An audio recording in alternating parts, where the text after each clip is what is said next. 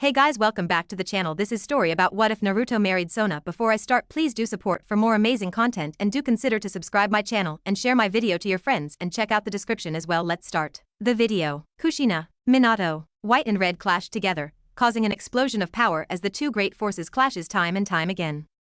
Male and female screams of force were shouted out each time the two forces clashed together. Boost/divide. Ha! This is our best fight yet. I'm happy this will be our last fight. The female fighter shouted as she flew away from the white fighter. Her entire body was covered with tight red scale armor. Her body having green gems over it in several places. Her long red hair was flowing out from underneath the dragon-shaped helmet she wore over her face. She had a red aura of power over her body. Boost! She shouted as the aura around her body doubled in intensity.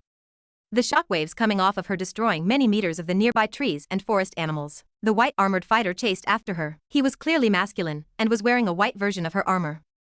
Only where her wings seemed like they were flesh and blood, his wings were seemingly made of blue energy, and he was constantly releasing more blue energy from the wings. I've already touched you, now divide.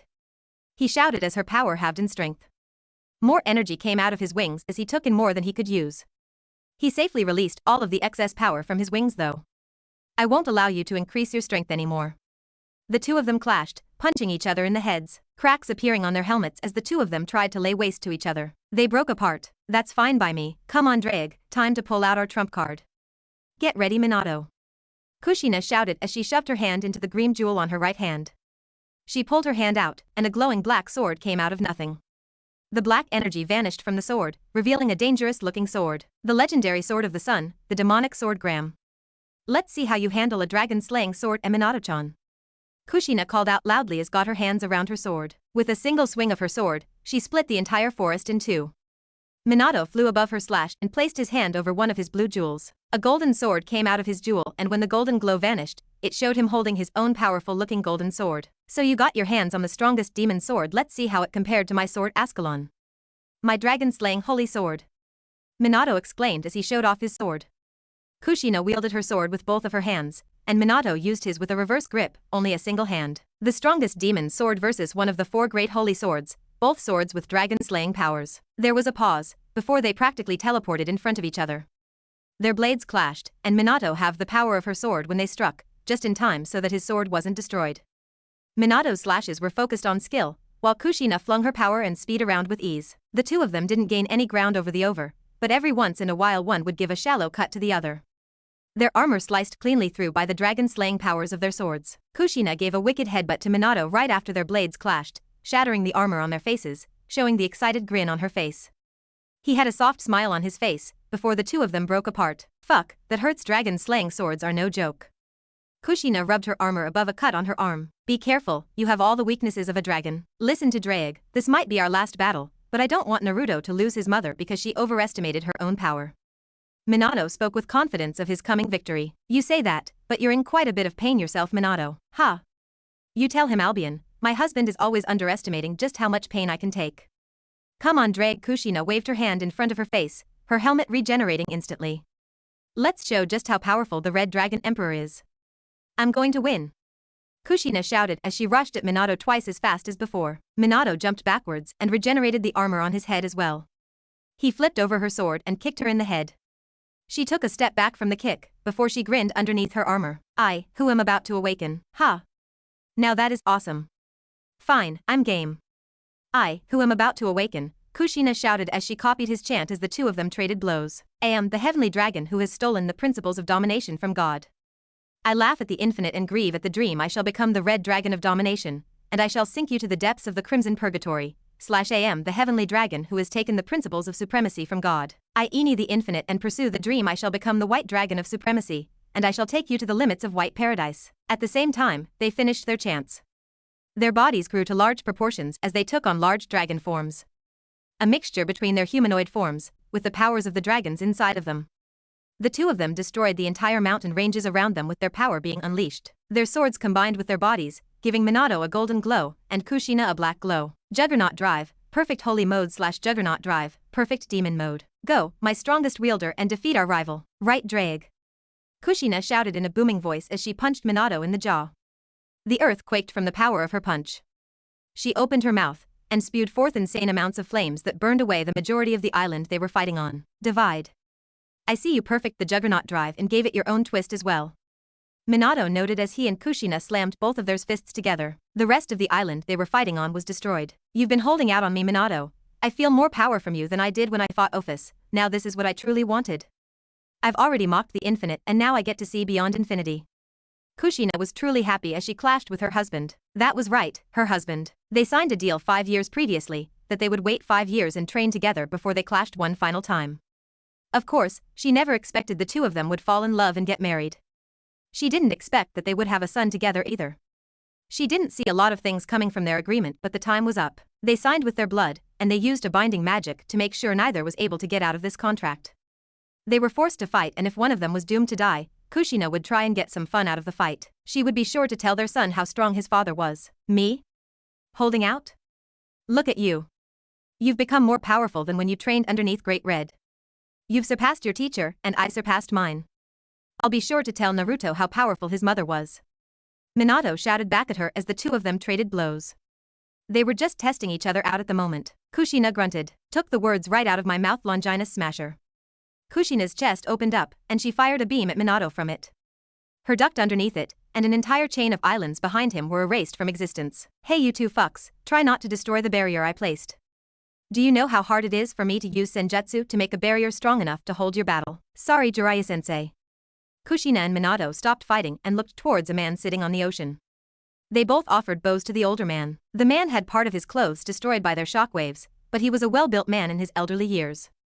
He had a beard on his chin, and his eyes were toad-shaped with red markings on his face. His body was partially transformed into a toad shape as he meditated, distorting the space around all of them so that they could fight to their heart's content. Minato kicked Kushina in the center of the chest, and she returned with a jab at his ribs, the two of them getting right back to fighting. Seriously, when I learned the forbidden toad yokai senjutsu, I never thought that I would be using it so that a husband and wife could kill each other. Jiraiya complained as he watched the ones he trained in hand-to-hand combat trying to murder each other.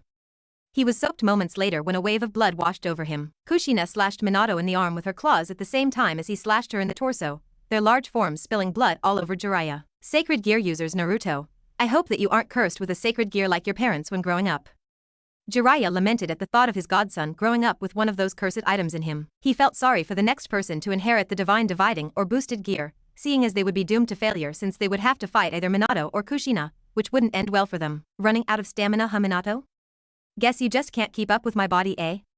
Kushina asked loudly with a laugh when she saw Minato beginning to run out of stamina. Minato twitched. Using his Juggernaut drive, Perfect Holy Mode was a huge drain on his stamina, unlike Kushina, who came from a clan of humans known to have nearly endless stamina.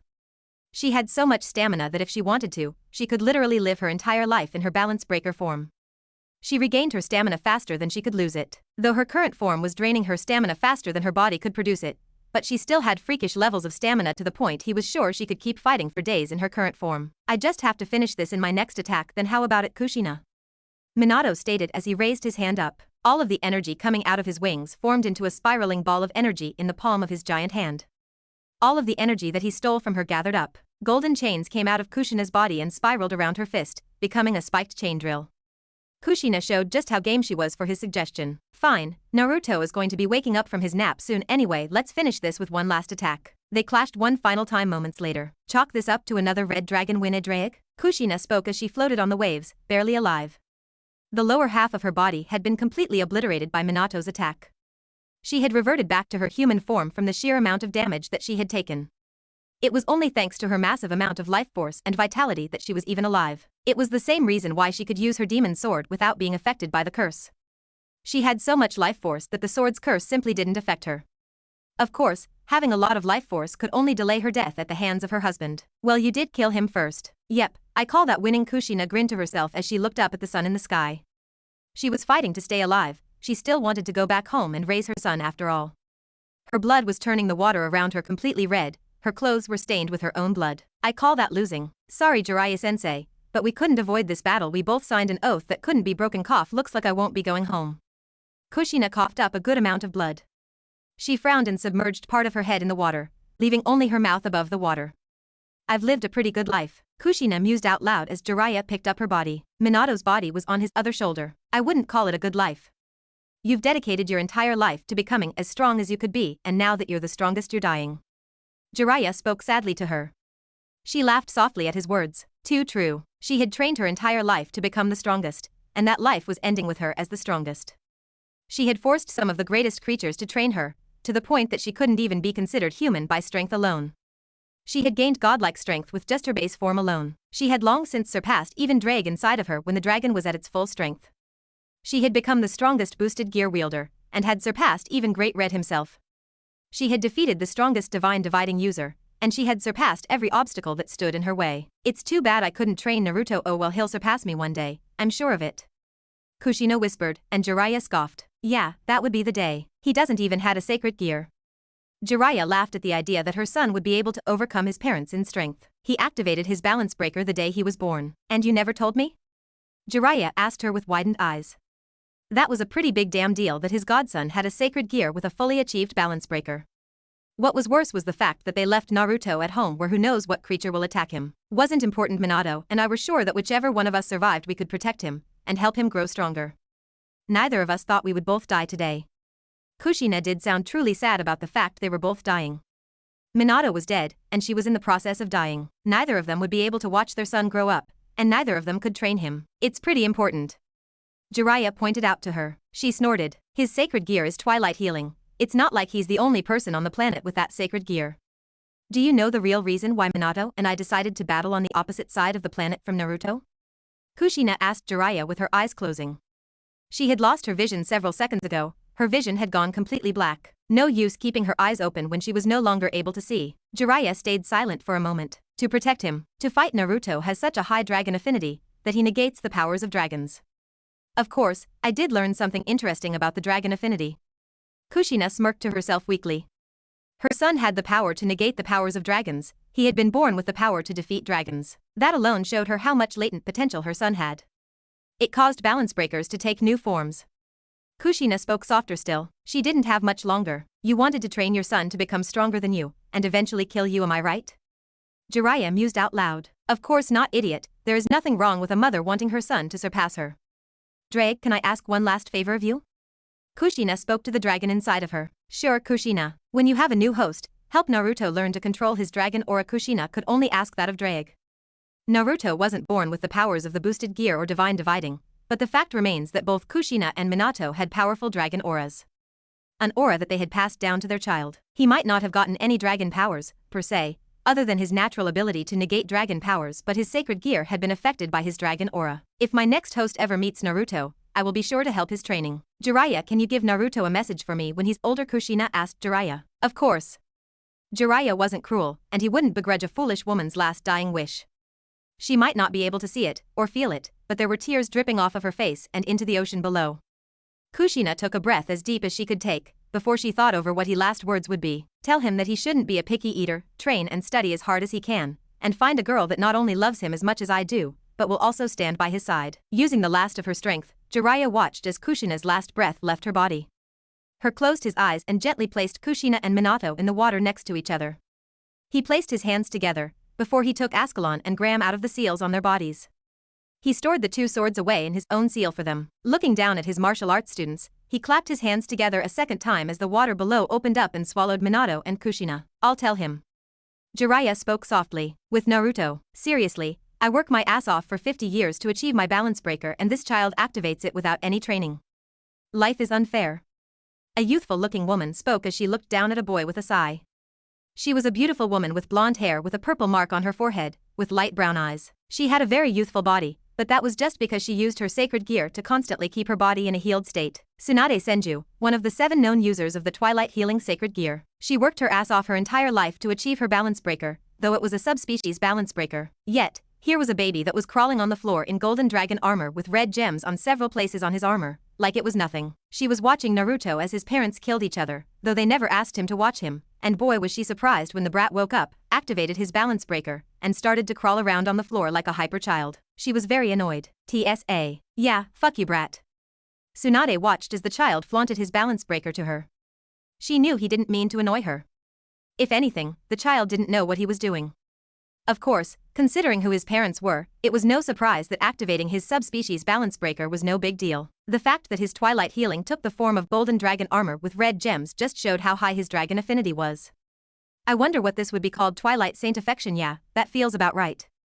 Tsunade stated as she looked at the balance breaker. The user didn't name the balance breaker, the name came to them naturally.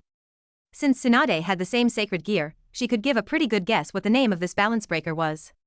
She didn't actually name her own balance breaker, her balance breaker came with its name inside of her brain. Heck, usually other people with the same sacred gear could usually make a guess at the name of a subspecies balance breaker. I'm back. Who was the winner? Tsunade asked when she heard Jiraiya's voice behind her. She could only guess that whoever won was in horrible condition and needed to be healed. When Jiraiya was silent, she was given her answer and looked down at Naruto. Oh, Tsunade softly spoke. Kushina won, but she didn't survive long to celebrate. What are you doing here? Jiraiya asked Tsunade, who picked up Naruto and showed him to Jiraiya. He had an understanding face. I remember they were going to fight today, so I came to watch Naruto when they left. Did you know this brat activated his balance breaker? Tsunade asked Jiraiya with accusation in her tone. He shook his head. Jealous? Doesn't matter, hand Naruto to me. I'm going to take him to Kuo, Jiraiya stated to Tsunade. She didn't. Kuo is devil territory. You think some devil wouldn't love the chance to get the son of the dragon emperors in their peerage? Sorry, but that's a dumb idea. Tsunade rejected that idea and line of thought. Jiraiya took Naruto from her anyway, and turned around so that he could walk away. He felt her hand on his shoulder. It told him to explain. I have my reasons. Jiraiya didn't want to go into too much explanation that Tsunade wasn't going to like. He was very sure if he explained why he wanted to take Naruto to Kuo, that she would beat him up for it. Oh right, Minato was born in Kuo. Tsunade took a moment to realize that Kuo was the location of where Minato was born and it was where Kushina met Minato for the first time. That was a day to remember. She had actually been there when they met, and she saw the damage they did to each other. Jiraiya started to sweat nervously. His real reason? There were a lot of hot women in Kuo. Now be sure to make a good first impression. You don't want to go your entire high school life being known as some no-good delinquent after all. Naruto. Tsunade had to admit, it hadn't taken long for her to get attached to the little ball of energy that was her sort of grandchild. Seeing as Jiraiya was completely incompetent when it came to child raising, and he had no understanding of what it was like to have a sacred gear, she felt that her touch was needed. Originally, she had just planned to stay around long enough to make sure that Jiraiya learned how to raise a child. Though the years she spent with the boy had changed her original plans, not that she would ever tell him how attached she had grown to him. His head was big enough already. He had grown to the point that he was even taller than his father, standing at a proud 5 feet 11 inches, tall compared to the vast majority of Japanese men. He had spiky blonde hair that was super messy, and sun-kissed peach skin like his father. With his blue eyes and his muscular frame, he looked like he wasn't Japanese. If anything, he looked like he had just came from America or something. Of course, he had his mother's beautiful face, and 3 whisker marks on each of his cheeks that came from seemingly nowhere. I like being a no-good delinquent though. Naruto told her with a grin, his mother's grin, and honestly Tsunade couldn't help but sigh. He was 19 years old and still attending high school thanks to the fact that he had been held back a year thanks to his habit of skipping school. That was going to cause rumors when people saw his looks and learned what his age was. Also, try not to attract the attention of any devils. This is still devil territory, and the last thing we need is some group trying to add you to their peerage. Tsunade wanted to beg him for this. Naruto had a horrible habit of drawing the wrong crowd to himself thanks to his powerful dragon aura. The dragon aura drawing both powerful allies and enemies to somebody. Naruto just grinned. Shit, not good. Naruto was smacked in the back of the head when Jiraiya came in through the front door. Naruto stopped grinning and looked at Jiraiya with sour eyes. Unless it is a peerage filled with tons of hot girls. Jiraiya corrected Tsunade, and Tsunade smacked Jiraiya in the back of the head, sending a glare his way. Jiraiya had been smacked so hard that he had went flying across the room, and had his head go through a wall. Naruto chuckled a little, before he turned around and started his way out the door. He loved seeing the pervy sage getting his ass beat by Tsunade. It was always super funny for him to see such a strong fighter get beaten by somebody weaker than himself. Naruto knew that if Tsunade and Jiraiya both fought each other seriously, that Tsunade would have no chance against the vastly more powerful Jiraiya. That was exactly why it was so funny seeing Tsunade beat Jiraiya. That's my school's uniform. Damn it, another damn handsome guy. Naruto looked towards the sound of the shout and saw a younger guy wearing the same uniform as him shouting out from the house next door to Naruto. Of course, unlike Naruto, this boy wore the uniform mostly correctly. Naruto was wearing the jacket to the uniform over his shoulders, and had the shirt unbuttoned to show his orange shirt underneath. The boy was a rather average-looking Japanese teen. He had slightly tan skin with dark brown hair. He didn't really have much muscle, but he didn't have much fat either. He was just on the average scale. The boy was a good amount shorter than Naruto was, and he seemed to be about 17 years old. That's a pretty strong dragon aura. He must have a dragon-based sacred gear, or his parents must have dragon-based sacred gears. He seems super weak though. Naruto thought to himself when he glanced at the boy. Naruto shrugged his shoulders, not really caring to pick a fight with somebody weaker than himself without good reason. Handsome? I've never heard anyone call me that before. I've always been called that damn blondie or you punk. Naruto mused as he raised up conversation with the boy. No reason not to try and be a little friendly, since this boy had a dragon aura, that meant he was going to be attracting a lot of trouble in the future. You heard that? You screamed it. Naruto deadpanned when the boy started to sweat, realizing that he had shouted that out loud instead of in his head. The boy turned a little red, before he paled when he looked up at Naruto once Naruto got in front of him. I'm Naruto Uzumaki, what's your name? Naruto asked as he greeted the boy. Huge, he must be a Japanese-American halfie. The boy thought as he looked up at Naruto, gulping when he saw Naruto's arms and how developed his muscles were compared to his own. Issei Hayadu, please don't beat me up for making fun of you. Issei asked with a low voice. Naruto laughed and pat Issei on the shoulder. You're pretty nervous, aren't you?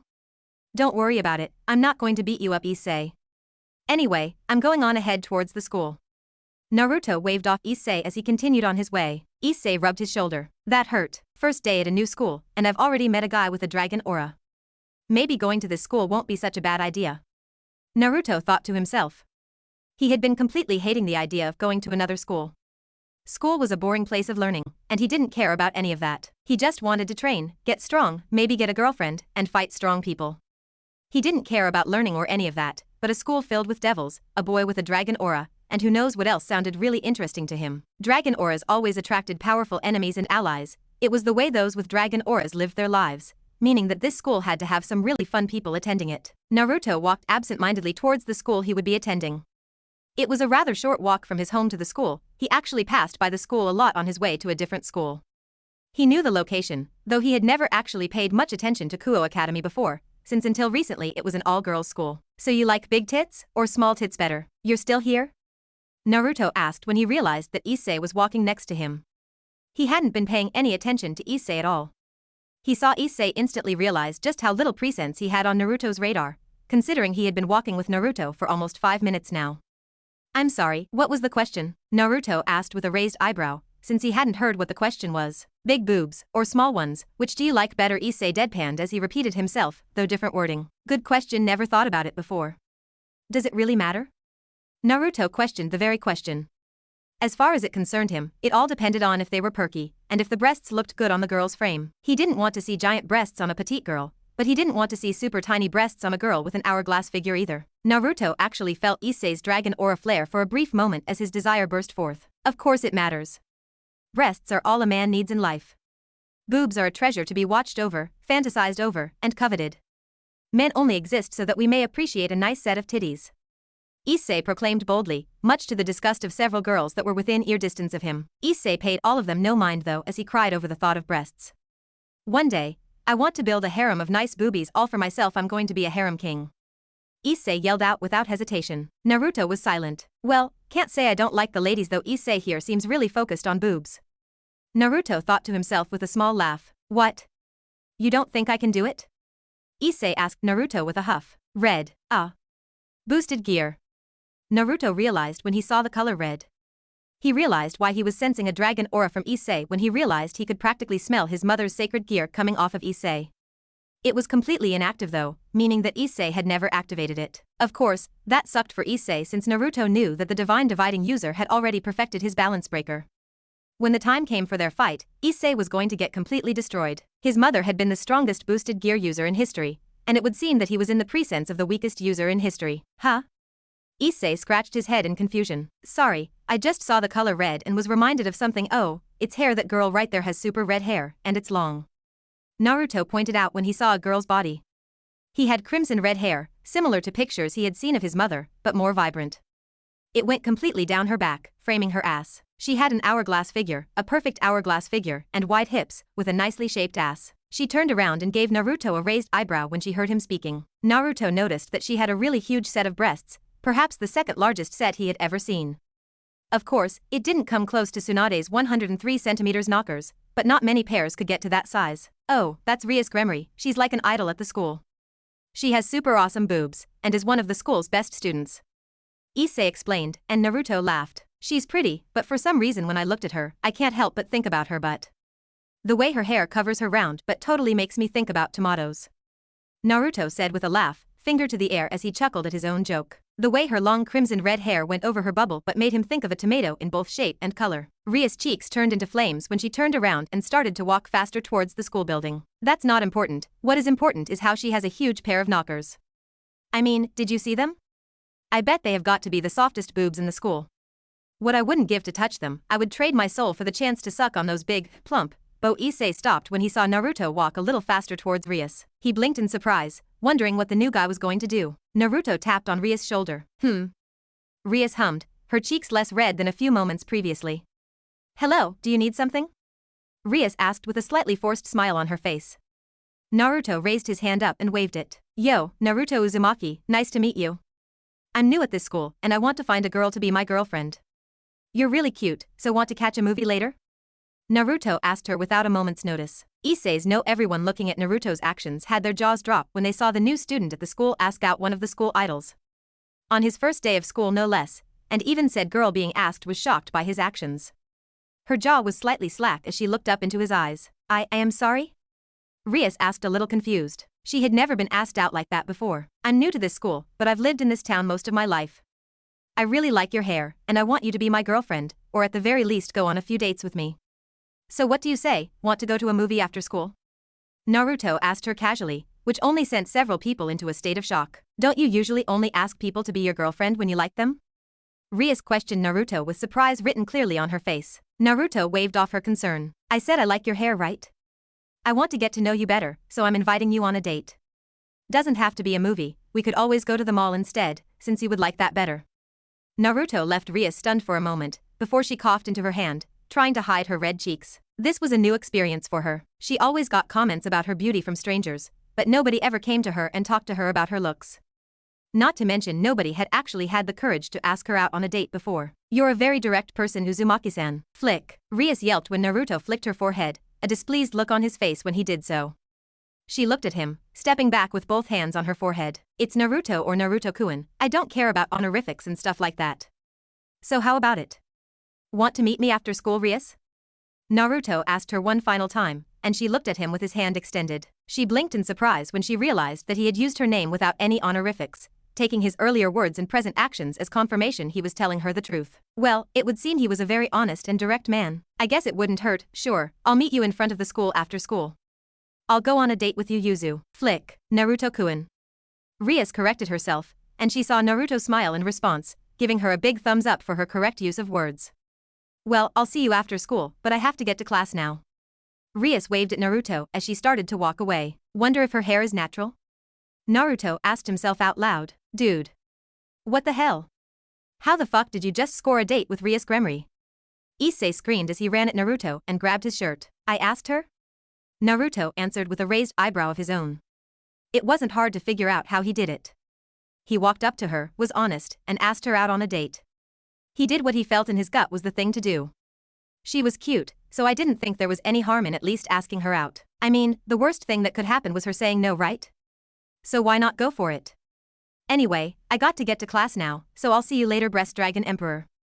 Naruto waved off Issei. Breast Dragon Emperor? Issei scratched the top of his head in confusion. What? In class? Oh, this is just my luck. Rias thought when she saw Naruto standing at the front of the class, her cheeks completely red in embarrassment when she realized she was seeing Naruto before their date. Name's Naruto, nice to meet all of you. If any of you ever wants to fight me, I'm happy to kick your ass across the school. Hey Rias, what a stroke of luck. Naruto waved to Rias when he noticed her in the classroom. Fighting is against the rules, Uzumaki-san. Anyway, there is an open seat next to Gremory-san, so if you'll take your seat. Naruto grinned. This was turning out to be an interesting day for him. Dude, what? Naruto asked when he felt a hand slapping his back. He raised an eyebrow when he saw Issei looking like he was a combination of about to explode and constipated. The boy looked like he wanted to both hail him as a hero and curse him as if he were an evil overlord. It was actually a really funny thing to see. Ow! Issei held the palm of his hand, pained from slapping Naruto's back. He looked at Naruto, who was completely unfazed by the slap. He had put everything that he could into that back slap, and Naruto was still calmly eating his lunch. Dude, you have to teach me how you did what you did. You haven't even been here a full day, and you've already scored a date with the hottest girl in the school. How? Issei dropped down to his knees and begged for the knowledge. Naruto raised an eyebrow. I asked? It's not that big of a deal, trust me, I've done way more impressive things than get a date with a pretty girl. Naruto mentioned with a roll of his eyes. I would like to hear some of those things. Oh, hey Rias, and Naruto tilted his head when he looked at the girl that was standing next to Rias. Both Rias and this new girl both had lunch trays, showing that they had bought their lunches. Akino Himajima, nice to meet you Uzumaki-kun. Akino, a girl that was actually a good deal shorter than Rias, spoke politely. She had long black hair, but strangely violet eyes. Her body measurements seemed to almost be on par with Rias in most areas. The only area truly surpassing Rias being her bust line. She was a size larger than Rias' own impressive bosom. I hear you asked Bucho out on a date. I'm curious what you think is more impressive than that. Akino introduced herself and her intentions. Naruto waved at her. Naruto smacked Issei on the back of the head. Hey! Issei shouted in pain when he glared at Naruto. You were staring, take a seat. Naruto gestured to the seats across from himself, and even Issei sat down next to him. He smiled sheepishly when he realized he had been caught staring at Akino and Rias' breasts once more.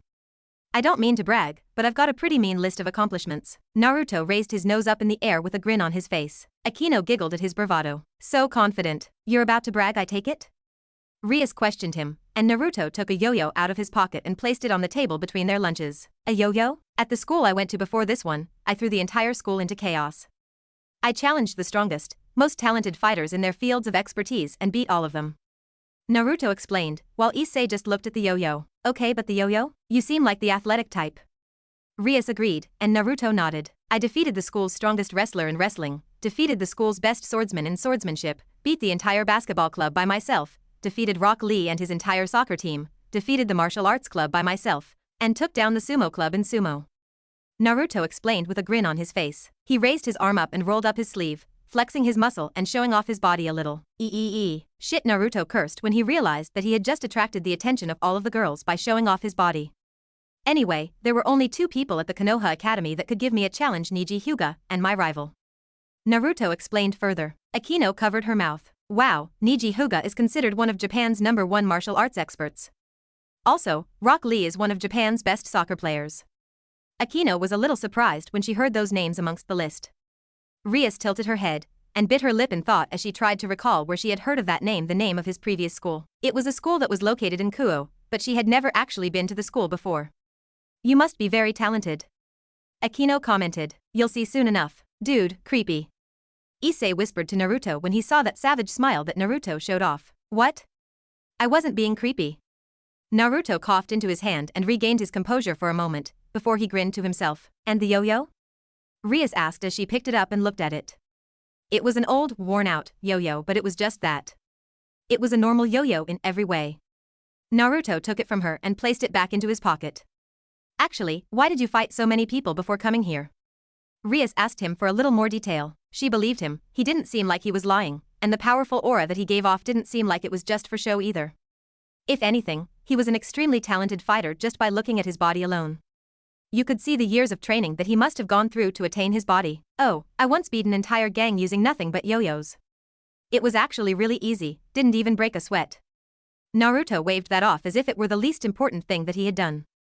He kept it as a reminder of how he defeated an entire gang of thugs by himself. How about you, Issei, you ever get into any good fights? Naruto asked Issei. The boy had a dragon aura, he had to have at least been in a fight before now, even if it would have been a rather weak opponent. I'm not exactly built for fighting. Issei pointed out. Naruto sighed. I can't help but feel sorry for you. Naruto just sighed, figuring that the boosted gear was in a dormant state at the moment. Issei's dragon aura was extremely weak, so he must have barely ever, if at all, used his sacred gear. He felt pity for Draeg. The dragon must be crying tears of shame for who its current user was. Rias raised an eyebrow and glanced at Issei. What? He must have a sacred gear, more than likely one that increases his physical abilities a twice critical? He has a dragon aura, Rias thought as she looked at Naruto with calculative eyes as Naruto stole some of Issei's meal without the boy noticing. Issei noticed his tutus were glaring at him, and Naruto, with jealousy and anger. He looked towards them and sent them a shrug, sadly, that only got them more annoyed. They picked up an apple and orange from their lunches, and took aim towards Naruto. While Naruto had just been talking about all of the fights he had been in, the only people close enough to make out his words had been those sitting at the table. Naruto. Naruto caught the apple just as Rias and Akino noticed it had been thrown. Naruto threw the apple and hit the orange in the air, before he jumped up out of his seat. He kicked the apple and set it flying, before he spun in the air and kicked the orange. His kicks were fast enough that it was barely even a moment before both the apple and the orange were sent right back at the boys who had thrown them. the fruits nailing them both in the faces with enough force to knock them out of their seats with bleeding noises. That was so freaking cool. Issei was used to being betrayed by his friends whenever one of them would get caught peeping on girls. Never before had he actually seen them get there just deserts for being traitors. They got beat for being perverts, but never for being traitors like that. He had to ask Naruto where he learned that. Really impressive. Akino gave a small clap of her hands. Human or not, what Naruto just did showed an impressive amount of spatial awareness and both a great amount of skill combined with sharp reflexes. Naruto smiled and rubbed the back of his head. If your dating skills match your martial arts, then I'm looking forward to this evening. Rias decided that she would try and figure out if Naruto had a sacred gear later. Of course, she stood up, since now that Naruto had just sent 2 fruit flying across the lunchroom, all eyes were on their table. For once, people were staring at her direction and it wasn't focused on lust towards her. Even Issei felt weird with people looking in his direction and that feeling they showed on their face not being discussed. Maybe not that good anyway, I'm looking forward to the date. After I get done conquering all of the clubs at this school, I'm going to need a break. Come on Issei, I need somebody to witness my domination. Naruto stood up and grabbed Issei by the shoulder. He wasn't giving the boy a choice in the matter. Wait, why me? Because you might learn something. See you later Rias. Sorry other girl, I already forgot your name. I promise I'll remember it next time. Naruto apologized to Akino as he started to drag Issei off. Bucho, if he's going to challenge all of the clubs, doesn't that mean that he's going to challenge our club? Akino asked Rias with a concerned look on her face, as if they didn't already have problems to worry about. It wouldn't be good for a human to be snooping into their club activities, even once as skilled as Naruto seemed to be. Wait, Naruto Uzumaki, where have I heard that last name before? Akino asked herself out loud when she realized that she had heard that last name. It's the clan name that produced the previous Red Dragon Emperor, the Queen of Terror, the strongest existence, Kushina Uzumaki. It's likely just a coincidence, since she died after defeating the White Dragon Emperor in a final showdown. The Uzumaki family were all wiped out after she died. Rias knew the story of the previous Red Dragon Emperor. Nobody didn't know of her. She claimed the top spot as the strongest of the strong. Her strength could only be challenged by her rival Minato Namikaze, and she killed him in their final battle, a battle so grande that it wiped out a chain of islands from existence. Kushina was feared to the point that after her death, the Uzumaki family was wiped out to prevent anyone like her from being born. Heck, she was battle-obsessed, so there was no man strong enough that would be able to make her fall in love. The only man that Rias could think of capable of such a thing would be the White Dragon Emperor, and the likelihood of that happening was almost zero. What were the odds that he was her son? Feel free to challenge me if you want your stuff back. Naruto waved off the tennis club as he left the club sweating and panting, on their knees from the sheer exhaustion of trying their hardest to keep up with him. Naruto was grinning as he placed the items he took from the defeated club in his bag of victory trophies. Every club he went to he challenged them, and he made sure to place a pretty large bet on the line.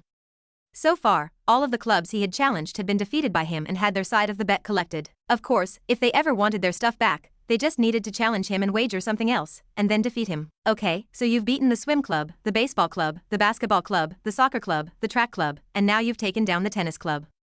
Now all you need to do is take down the girls' Kendo club and you'll have taken down all of the sports clubs we have. Issei watched as Naruto looked at his collected trophies. He was surprised that Naruto had been able to take down all of the clubs without even breaking a sweat. And they're perhaps the scariest club. Issei shivered when he remembered some rather unpleasant beatings that he had been given. You get caught peeping 6 times, and suddenly you get labeled a pervert that deserves to be beaten on sight. Thinking on that, Issei could understand why he was labeled a pervert. I'm going to take down all of the clubs, and after that I'm taking down the student council. Naruto walked towards the next building. He could see it was a more traditional Japanese building, so it wasn't hard to guess that it was the girls' Kendo club. He could hear the sounds of wood hitting against wood. Naruto had a savage grin on his face, thinking of what he would be taking from the Occult Research Club. Occult Research had to be a club that had some nice stuff that he could get as a trophy, and of course he was going to take control of the student council once he defeated the president of the group. You're crazy. No, I'm ambitious, there is a difference. Naruto corrected Issei as he opened the sliding door to the training room. He could see 2 girls decked out in gear trying to hit each other with their wooden swords. They didn't stop when he entered the room, but the rest of the club looked towards him with surprise when they noticed him enter. Thwack. The practice match was finished with the taller of the 2 girls hit the other on her armored head. Don't beat me. I'm not peeking right now. Issei shouted when the girls saw him and prepared to raise their swords against him. Naruto raised his arm up in front of Issei and grinned. And if you do, don't aim for the face and balls. Issei whimpered when he continued to see those glares. Naruto glanced at him with a raised eyebrow. I'm here to challenge your club to a contest of your choice. I want to fight your strongest club member, or all of you. Naruto declared as the winner of the duel between the girls started to walk towards him. She unveiled herself as she removed her helmet, her long brown hair cascading down her back. You're the new student, right? Naruto Uzumaki? I've heard about you going around and challenging the other clubs. I'm Murayama, the club captain. Murayama introduced herself. She extended her hand to Naruto in a show of respect. Unlike Issei, Naruto hadn't done anything to prove himself a pervert. She was willing to give him the benefit of the doubt based on the fact he had yet to do anything truly bad. Of course, according to the rumors that were already flying around, he was beating one club after another without mercy. Naruto shook her hand. You want to take my challenge? Since it seems like none of you like Issei, if you win I'll give Issei to you as a practice dummy. Naruto let go of her hand and crossed his arms, gesturing towards Issei with a twitch of his head. Hey! Murayama considered it for a moment as she glared at Issei with a hateful passion. Issei flinched back in fear from her gaze, and he looked away, only to jump when he saw many of the other girls smiling just as hatefully. That's a really tempting offer that's too tempting to pass up. Fine, I'll take your bet. What do you want from me if I lose? Murayama asked as she imagined all of the nasty things that she could do to Issei with her Shurnai. Like hitting him between the legs until his became completely useless. Oh, how she would enjoy just taking out all of her frustrations out on Issei. Naruto, take their underwear. Issei shouted at Naruto with a bleeding nose. Pervert. Why? They're just panties. Well, this is the girls' Kendo club. Taking their Shurnai would make it impossible for them to practice. Sure, if I lose I'll be taking all of your panties. Naruto shrugged, not really caring. He walked towards the middle of the room and picked up the defeated girl's Shurnai. He removed her helmet and showed a rather attractive short-haired girl underneath.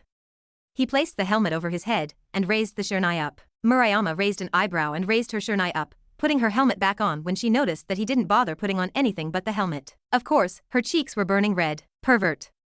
Murayama had a small smile on her face. That was not hate-filled. Oh come on, why does he get a free pass for perverted stuff and I get my ass beat? Issei screamed at the annoyance of it all. The defeated girl stood up and got out of the way. You agree with me, right Keites? Issei asked as he looked at the girl. He knew the names of all of the girls that kicked his ass. You were the one who suggested the panties, also he isn't being a pervert about it and he's really good looking, unlike you average san. Keites spoke up with a glare at Issei for using her name so impolitely, as if they were friends. She looked towards Naruto's body, and her cheeks turned red when he took his shirt off. The first to 3 wins, and as a handicap, I'll give you 2 free hits. Naruto spoke as he tossed his shirt to the side and placed his finger right at the center of his chest. Murayama had stopped. Dear God, those abs! I bet he could make a girl come just by letting her grind herself on those abs. Murayama's face was on fire underneath her helmet as she looked over his body. She looked at that smirk, she could see his smirk through the slits in the helmet, and just that confidence he was displaying was hotter than even his body. You act like you're going to win. Murayama spoke as she grabbed her Shurnai with both hands. Thwack! She smacked it into his ribs, and her eyes widened a little when her attack didn't even so much as make him flinch. She saw the small ripple as his muscles automatically tensed up at being attacked. I like giving all my opponents a chance, that way nobody can complain when I beat them. Naruto stated as she attacked the other side of his ribs. The loud thwack causing several girls to wince in pain, understanding just how much that could hurt. Naruto then raised the Shurnai he was using up. Now just say when we start, Naruto told Murayama as he looked at her, not bothering to put his shirt back on. Might as well give her some eye candy so that she would take her defeat better. Now. Murayama shouted as she ran at Naruto, taking a very good, firm stance as she prepared a fierce stab at his center of gravity. Thwack. Murayama didn't know what happened next. The next thing she knew was the fact that the side of her head hurt, and she was laying on the ground. She saw that Naruto had taken a single step to the right, her Shurnai having missed him. She also saw that he had kept the Shurnai extended, showing that he had whacked her hard enough to knock her over, and with enough speed so that she couldn't react. Are you okay? Naruto asked as Murayama stood back up, recovering from her stunned state. She returned to a battle stance. Okay, so she wasn't dealing with a cocky fool, she was dealing with a talented martial artist who had mastered the sword. Yeah. Murayama was no longer focused on his body, the throbbing feeling in the side of her head reminding her that now was not the time to be distracted. She was going to remember the bruise he gave her. She looked for any weaknesses in his stance. Even though he was standing regularly with only one hand on the sword, she couldn't tell if he had actually dropped his guard. She doubted it. Then it's my turn.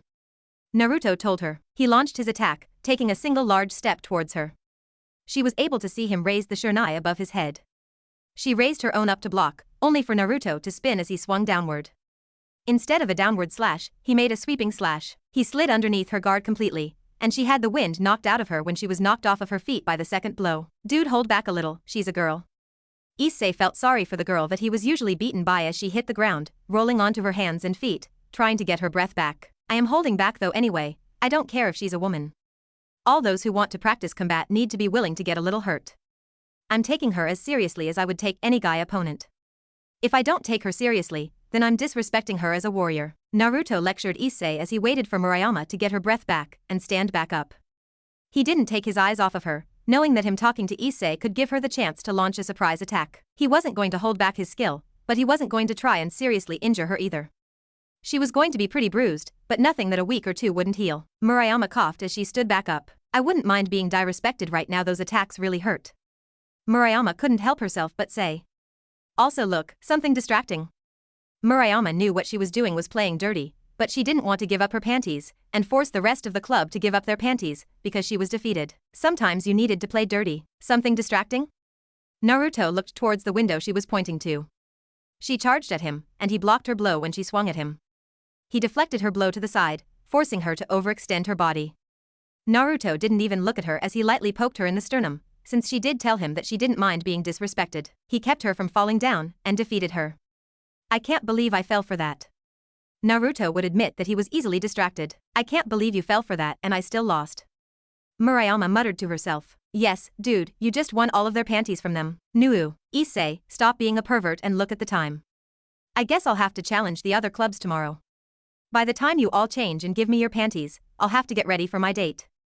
Naruto wasn't in too much of a hurry to completely conquer the school's student body. He had a date he needed to get ready for. Your house. Yeah, sorry Rias, we just need to make a quick stop by my house so I can drop off my trophies and get changed. Naruto apologized to Rias as the two of them walked together. She had changed into a rather nice frilled, dark blue and purple shirt, with short jean shorts that hugged her but nicely. She had changed into her casual clothes at school. Why she had her casual clothes there was a surprise and raised questions for him. The sports clubs were a lot easier to conquer than I thought they would be. Got myself a lot of victory trophies. Naruto raised the bag up that he was holding on his back. Rias nodded her head and looked at the stuffed full bag, guessing that Naruto had claimed his trophies from quite a few clubs. She could only guess his reaction when he came to her club and challenged them to something. Most boys wait until the 5th date before introducing the girl to their family, you know. Rias tried her hand at teasing. Naruto shrugged. Feel free to wait outside then. I doubt anyone is home anyway. Naruto mentioned as his house came into view. Rias rubbed her head when she felt a pounding headache coming on. She looked towards a house that had a rather old motorcycle out on the front of it. She felt a rather ominous feeling coming from the house in general, and she hoped against hope that it wasn't the house that she was stopping at. The chill down her spine, and goosebumps that came over her body, was enough to tell her that some rather powerful holy artifacts were at the house. Please don't turn left, crap. Naruto turned left and walked towards the front door. You okay? Naruto asked Rias with a raised eyebrow. Your family isn't super religious, are they? Rias asked with a look around. She saw a cross hanging over the front door, already knowing the answer to her question from that alone. Not to mention the powerful feeling that she got from the house only got more dangerous when she stepped closer and closer. She looked up at the cross, it reflected in her eyes as it gave off that dangerous glint. Nope, oh thank. Granny isn't religious, but she's always saying how much she hates stuff like devils. Naruto mentioned with a wave of his hand. He opened the front door and walked right in.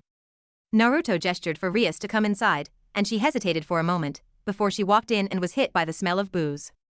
Well, Granny is home. Naruto took his shoes off and stepped into the hallway to the living room. He could smell the booze, meaning that she had already returned and gotten herself drunk. Rias followed after him into the living room, where she laid her eyes on somebody that made her raise an eyebrow. There was an attractive woman just laying across the couch in nothing but her shirt and her panties. She wasn't even wearing sexy panties, just comfortable panties that looked like they belonged on an older woman. The woman shared similar blonde hair to Naruto, so maybe his mother? Hey Granny, get your ass up, we have company. Naruto kicked Tsunade off of the couch as he passed by her. Fucking brat, respect your elders. Tsunade shouted as she was rudely awoken from her slumber. She grabbed her sake bottle and threw it at Naruto. She woke with a thunder, already annoyed by being kicked off the couch. Naruto caught the bottle and tossed it back to her, and when she caught it she took a large swig from it directly. Company? Tsunade asked as she looked towards Rias. Rias tried to make herself smaller. This was fucking Tsunade Senju, the supernatural world's greatest healer. Possessor of the Twilight Healing Sacred Gear, with legends saying that she had once healed an entire army by herself. The woman was in her 60s, but somehow she didn't look a day over her 20s, meaning the rumors that she had mastered her sacred gear to the point she had healed her aging body were true. Hello, I'm a friend of Naruto's from school. Rias gave a polite bow to Tsunade. She was on a list of humans you did not piss off. You seem familiar, oh well, whatever, I'm going back to sleep. Don't wake me with your fucking. Tsunade laid back down, not caring why the girl seemed familiar to her. She hugged the bottle she was holding to her chest and turned on her side away from them. Naruto palmed his face at her. I'll be back in a moment. Naruto mentioned as he went towards the stairs, and Rias followed after him. You know I'm changing my clothes, right? Naruto asked her, and she waved off his concerns. She didn't want to be in the same room as a drunk Tsunade for long if she could help it. I'm curious about your trophy collection. Rias made her best excuse. It was a good one, and she got her look at his trophies when he got to his room. For a delinquent, she was surprised at how clean his room was. She saw a shelf that was filled with random objects and pictures. Naruto walked towards it and opened his bag up, beginning to place the objects in the bag onto the shelf. Rias raised an eyebrow when she saw Naruto putting a pile of panties on the shelf, her confusion being answered moments later. Issei had the idea of making the Kendo club give up their underwear for losing. Honestly, I don't care of anything. A trophy is a trophy. Naruto took his shirt off and tossed it onto the floor. His room. Speaking of which, Issei lives right next door, right? You must be close friends with him. Rias knew where all of the people of interest lived. Issei was actually somebody who was suspected of having a powerful sacred gear. He was on her list of potential candidates for peerage filler. She just needed more time to observe him, and see if she could use anything to make him willing to join her peerage. Of course, the way you poke fun at him. Met him today. The Red Emperor isn't really the type of guy I usually hang out with. Naruto shot down Rias' theory as he grabbed a new shirt, a very casual one, and threw it on. As much as Rias could appreciate his muscular body, she wasn't put into a hot and bothered state by it as other women had been during the day. If anything, she was able to appreciate the amount of work that went into his body. Red Emperor? That was a strange nickname. Those are Rias stopped when she looked towards his bed, and hanging above his bed she saw two very distinct swords. The strongest demon sword, Gram. One of the four great holy swords, Ascalon. The holy aura coming off of Ascalon was no doubt the true source of how uncomfortable she had felt inside his home. Looking at the sword was enough to put her on edge, even more when she saw Naruto walk towards the swords and take them off of the wall. She was a little surprised when she saw him holding both of the swords, since to have a holy and demon affinity was rather unheard of in general. Actually, it was impossible considering that God would never allow somebody with a demon affinity to hold and wield a holy sword of such power. This is my mom's sword Gram, and this is my dad's sword Ascalon. They are pretty strong swords, but honestly I prefer to use my fists to fight. Want to hold them? Naruto offered to allow her to hold them. Rias stepped back subconsciously as she shook her head negative. Naruto placed them back on the wall, on their wall hangers, before he put on a jacket over his shirt. Anyway, I'm finished, so let's head out. Almost forgot my keys. Naruto grabbed his keys off of his dresser. Rias stared at the swords on the wall with a frown on her face for a moment, before she looked at the increasingly mysterious Naruto as he led her out of his room. Her eyes widened. On the back of his jacket was a red spiral, the symbol of the Uzumaki clan. The clan that had been wiped out. The clan that had produced the world's strongest fighters, and had spawned the legendary Kushina Uzumaki, the strongest Red Dragon Emperor in history. A woman powerful enough that she had claimed the spot as the strongest existence. That's a pretty unique jacket, especially the symbol on the back. Rias mentioned as she followed him down the stairs. The more she learned, the more questions she had. This? It's my mom's old jacket. She was a tomboy back in the day apparently. This was actually a gift from my dad to my mom. He made it himself according to Granny. Naruto showed off his jacket with a grin. It was his favorite jacket, a black jacket with orange sleeves, and his family crest on the back. Rias nodded her head slowly. Wow, just wow, she didn't know that such a big player was transferring into the school. A human from the Uzumaki family, which was well known for producing powerful humans. The very reason why they were wiped out, fear that they would produce another person on par with Kushina and wipe out the other supernatural races. Who were your parents? I noticed there aren't any pictures of them on the wall. Rias asked out of actual curiosity. The only pictures she was seeing was of Naruto and Tsunade, with some pictures of an older man mixed in on occasion. She even saw a picture of Naruto standing with a blonde-haired girl with lavender eyes, wearing a shrine maiden outfit. She didn't see any pictures of Naruto's parents though, or anyone that looked like they could be his parents. Kushina Uzumaki and Minato Namikaze. What? Rias asked, now very sure she heard that incorrectly. Since Naruto just stated the name of the Red and White Dragon Emperors who claimed the titles of strongest. Humans who became so strong that they could fight on par with their inner dragons without using their sacred gears, and with their sacred gears had the power to become unchallenged. Two rival existences that would never fall in love with each other because of their very existence shouldn't allow it. The odds were so stacked against it, that it was considered next to impossible for a White Dragon Emperor and Red Dragon Emperor to fall in love, and it was even harder to believe that they fell in love considering they killed each other. She had to have heard Naruto wrong. My mom is Kushina Uzumaki, and my dad is Minato Namikaze. Are you okay? You look pale. Naruto noticed some of the color draining from Ria's skin. She was blinking rapidly as her brain tried to process just who Naruto's parents were. As much as she tried to think on it though, the more her brain rejected the possibility of it. No, he had no reason to lie to her about it. Are you sure those are their names? Rias asked with a shaky voice. Naruto looked amused. Yeah, pretty sure I know my folks' names. Do you need me to take you home? We can always reschedule. Naruto pointed out, and Rias stood straight up. Wow, sorry, I just wasn't expecting that. You have a pretty interesting family. Rias spoke as they left the house and started to make their way to Naruto's motorcycle. Naruto shrugged. Honestly, I love my mom and dad, but at the same time I'm not going to say they were good parents to me. Naruto spoke with a deep frown. She could see the resentment there, but she knew it wasn't her place to ask. Rias frowned. She could tell that he wasn't telling her everything, and while that was fine since they barely knew each other, she hoped he would open up to her more. He seemed like a very fun, interesting guy. Even now, she saw him change his frown into a smile and slap his cheeks, before he turned to her. Screw all of that, we still have a date to go on. Come on, let's go have some fun. Naruto told her, and she smiled. That was right, they were on a date. She could think about all of the complicated stuff later. Wow, I never knew this place existed. Rias was pleasantly surprised at the place that Naruto took her for dinner. She had been expecting just some trip to a fast food place, since it was quick and easy. It was just a spur-of-the-moment date after all. She didn't expect anything really grande or fancy. One couldn't really call the place grande or fancy, but it was far more classy than just taking a person to a fast food location. She had thought she knew all of the stores and places at and around the mall, but surprise, there was a ramen stand she never knew existed. Yeah, this place serves some pretty amazing ramen. Naruto looked at the bowl of his favorite food with more affection than Rias had seen Naruto display since meeting him. He had already paid for their food. One of the stand's policies was paying for the food before you got it. Since there was a no refund and no complaint policy, surprising for Rias to see such a thing. The rules were simple. You didn't order the ramen, the chef made the ramen and then gave it to you. You didn't get to pick a flavor, you didn't get to pick the toppings, and you didn't get to pick the size. Everything was picked for you, and if you complained you were banned from the stand for life. If I don't place an order, how does he know what I want? Rias asked as a bowl was placed in front of her. It was 2 sizes smaller than the bowl that Naruto had, and she could see that the contents were different as well. While Naruto's was full of ingredients and different toppings, her dish was rather moderate about it. Her noodles were thicker, and had absorbed the broth more to allow her to have more ease with eating it, and she could see generous amounts of vegetables in it. She had a rather healthy version of the ramen that Naruto was having. Oh, and word to the wise, if you don't slurp when you eat, the chef takes it as an insult. Naruto mentioned, and Rias nodded her head. She slurped up her first group of noodles. Oh my word, this is amazing, this is the best ramen I've ever had. Rias whispered in awe as she looked into the contents of the bowl. She looked at Naruto, and saw that he was slurping away at his noodles. This is really light on the stomach, but it has such a delicate balance of flavors that all complement each other. It matches my tastes perfectly. Rias marveled at how skilled the chef must be to have created this. So she continued to eat, being sure to slurp the way that Naruto was, though she was pretty sure that was just the normal way you were supposed to eat ramen politely. She was sad when she finished the ramen, and she looked to see Naruto bring the bowl to his lips and drink the broth.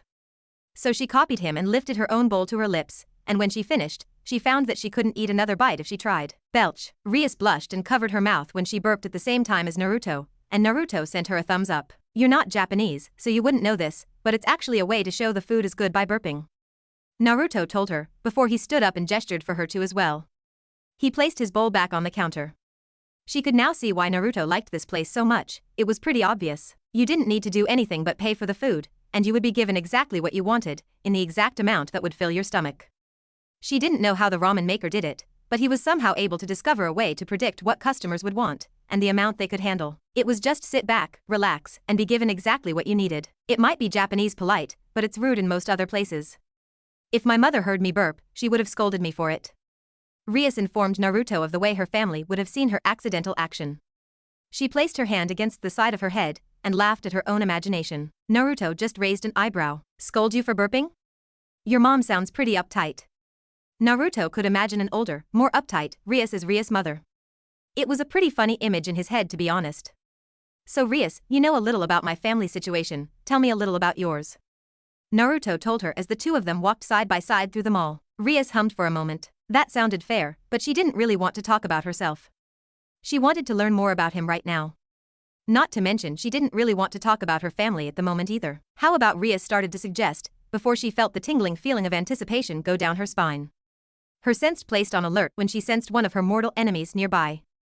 She stopped talking and started to look around, trying to find the source of her tingling senses. The feeling she got was only something that she ever got when a fallen angel or an angel were nearby, those with the powers of holy, or holy artifacts in general. Dragons attract powerful enemies and allies, Rias whispered to herself as she glanced at Naruto. Naruto grinned when he heard her whisper, "Oh, there is an enemy nearby. Fighting in the middle of the mall means they are trying to make us hold back to not kill anyone. A hostage situation," Naruto mentioned when he glanced all around at the unsuspecting mall patrons.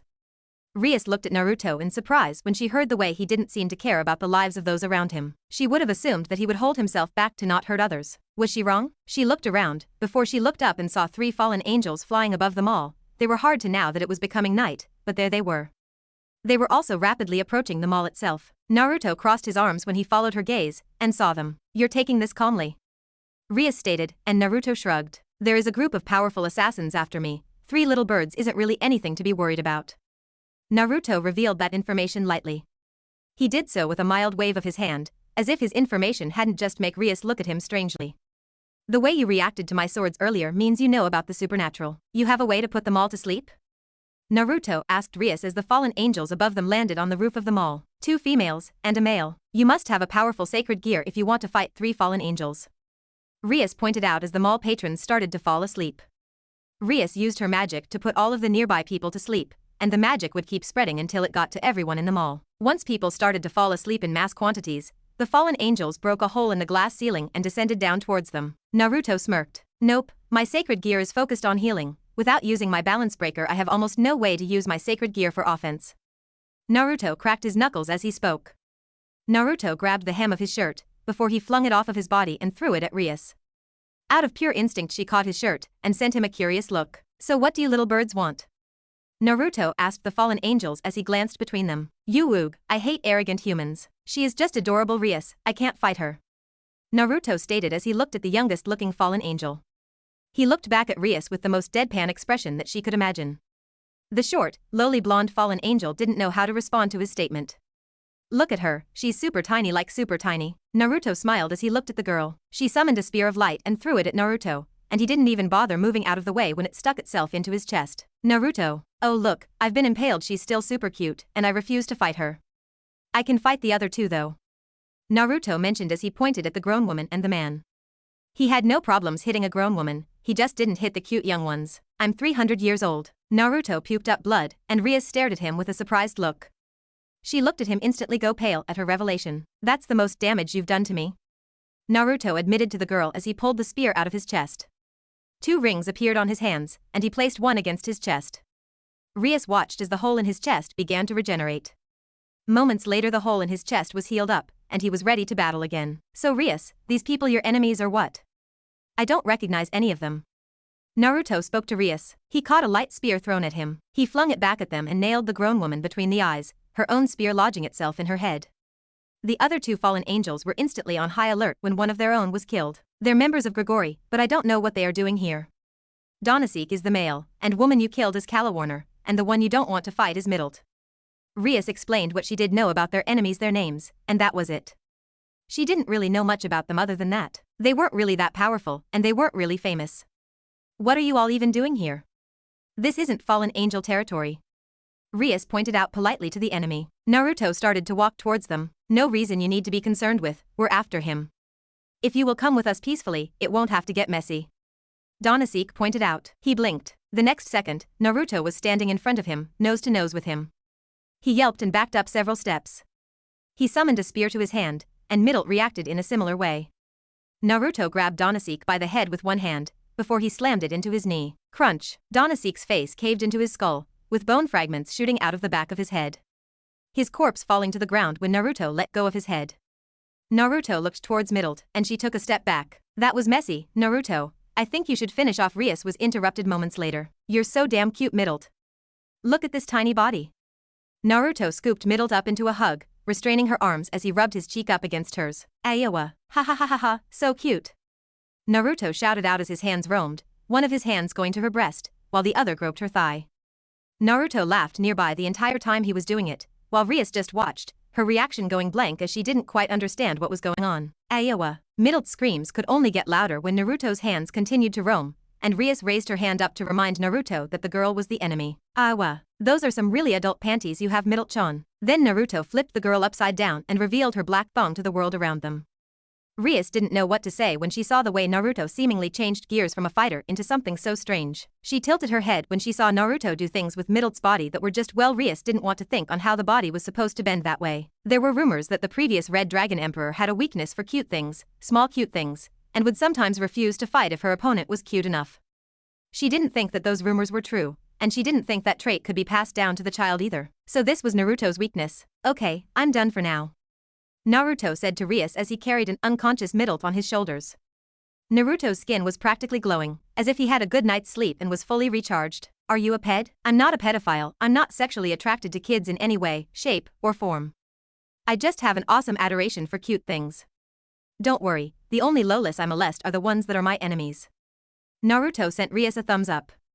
Her jaw dropped when she heard his casual admission of enemy molestation. She could appreciate the fact he was limiting his perversions to his enemies and not his allies. Also, I literally can't fight them. Naruto spoke more seriously. Literally? As in, Naruto was physically unable to fight cute things? How? When I try to fight super cute things, I just lose all of my motivation and my attacks don't carry a lot of power. It's actually a pretty bad weakness, and I'm working on getting rid of it. Naruto was just as bothered by his weakness as others. His only way to fight cute things was to not fight them. He wasn't able to raise a fist against cute opponents, that was all there was to it. You're not a RA, I will slap you, I'm not a rapist. I hug them so that I can squeeze the air out of their lungs, and I touch their bodies so they will scream and use up all of their oxygen and pass out. This is literally the only way I can defend myself against cute things. It just so happens that I act like a pervert when I do it, Naruto explained as he frowned at Rias for even assuming that he would cross that line. He had a line he wouldn't cross. Also, look at how cute she is, she's a total cutie. Naruto lifted up the knocked-out Midelt and showed her off to Rias. You want me to kill her?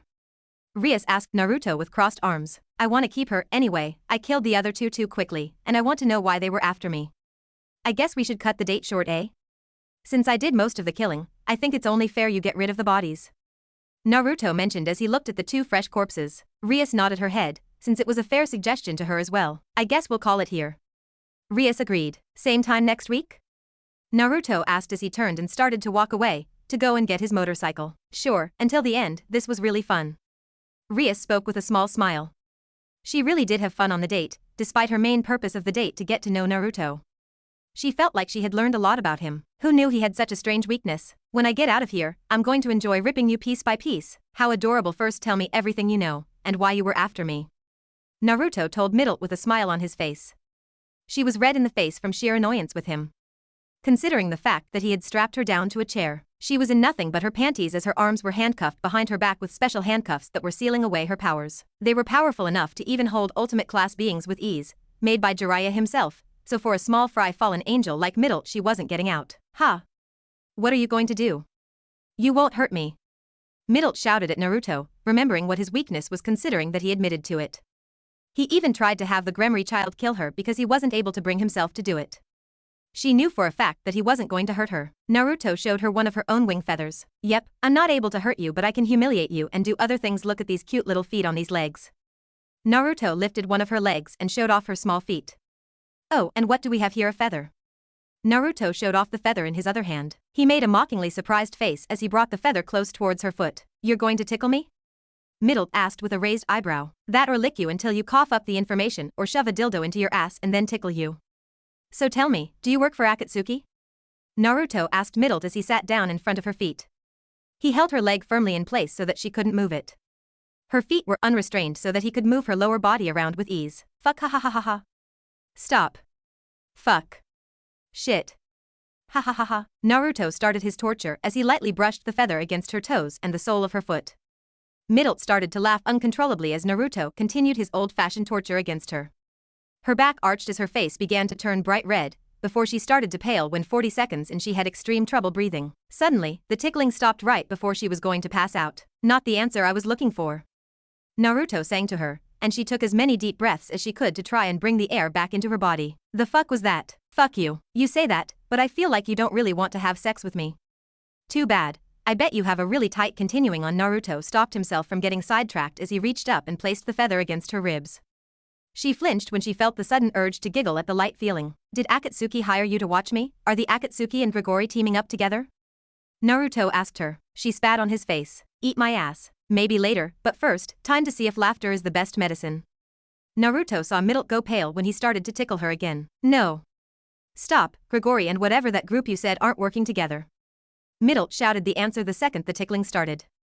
She was super ticklish on her ribs, and she didn't want to experience his hellish tickling in that spot.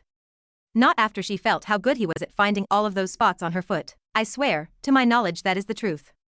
I'm not a high-ranking member of Gregory, and they don't tell me much. Midult tried to validate her claim by showing her own low status. Naruto nodded and lowered the feather away from her ribs, thinking on that bit of information. Okay, so why are you after me? Naruto asked her, and she looked like she wanted to say the answer, but she bit her lip and stopped herself. At the moment, she still had a chance of being taken back by Gregory. She wasn't going to withstand the tickling if she didn't know the answer, but this was an answer that she did know, and that she shouldn't be telling Naruto. She would have to withstand his tickling if she wanted to remain loyal to her group. Be gentle? What's this? Naruto asked as he reached underneath her chair, and she watched as he pulled out a second feather. He had the most sarcastic look on his face as he licked his lips, bringing out the feather. A second feather, dear God, you are such a cute little thing. You gave me 2 of your feathers because you love my tickling so much, Naruto mentioned with a look towards her tiny breasts. Since she was small-breasted, her breasts would be a touch more sensitive than those of a larger-breasted woman. Naruto reached up with the feathers, while Midult tensed up and bit her lip. When Naruto started to lightly tickle her with the feathers, she did give a moan as she stiffened up a little, but then he lowered so where her breasts connected with her ribs. That wasn't a moan. Midult tried her hardest not to laugh as she bit down. Her lower lip began to bleed, and suddenly she found an out. You can't kill yourself, Midult. I have Twilight Healing as my sacred gear. Even if you bite your tongue off, I'll just heal you, but you won't have a tongue anymore. Naruto stopped tickling her as she dropped her idea of killing herself. He had seen in her eyes that she had considered it for a moment. He could admire how she was willing to try and keep her orders a secret. Back to the tickling. I was one of the fallen angels asked to watch the people in Kuo with sacred gears. You have a powerful sacred gear, and rumor has it you have a dragon-type subspecies balance breaker. My leader wanted to see if those rumors were true. We were supposed to fight you to try and get you to reveal your power. Midult revealed the information quickly, without haste now that she knew that she had no out. It was either she give up the information that he wanted, or she was going to be tickled again. That dreadful feeling of laughing not because you wanted to, but because your body was panicking, was horrifying. The feeling of wanting to breath, but being unable to do so was just as bad. You have any more people on this mission with you? Other than the ones you were with when you attacked me? Naruto asked her. He raised up the feathers. Yes, Rainier. She's watching that boy you were walking to school with. She's planning on killing him next week. You're no fun. I really wanted you to be more stubborn. You have a really cute laugh. Naruto pouted when she gave up all of the information he asked for too easily. He sighed to himself, because he was really getting into it. I will literally suck you if you let me go free. Midult tried to bargain with something that most guys would kill for. This guy was a Lilicon, so if she offered him a blow, then maybe he would be willing to let her go. Looking back, she was the weakest of her allies, and he killed her allies without even so much as breaking a sweat. He also healed a hole in his chest, so nothing she could do would really hurt him. Then again, he wasn't going to hurt her, so maybe she could take him down, but if she attacked him again, no doubt he would beat her the same way as before. Okay then. Naruto stood up. What are you doing? Midult shouted when she saw Naruto unzip his pants and pull them down, showing his underwear to her. She saw the bulge at the front of his underwear, and she looked at him with a burning red face. She had not been expecting that type of reaction out of him, even more so with him accepting her offer to blow him. You just offered to blow me for your freedom, and other than your panties, you're naked. Naruto deadpanned at her. Midult watched as he pulled down his underwear. Big. I wasn't expecting you to accept. As much as I'm considering having sex with you right now, I want to conserve at least some of my dignity. Midult was honest when she mentioned considering having sex with him, considering the fact that he was clearly very strong, have a powerful aura, and was well equipped to take care of her need. She knew that she wouldn't be able to go back to Gregory with her head held high if she did that.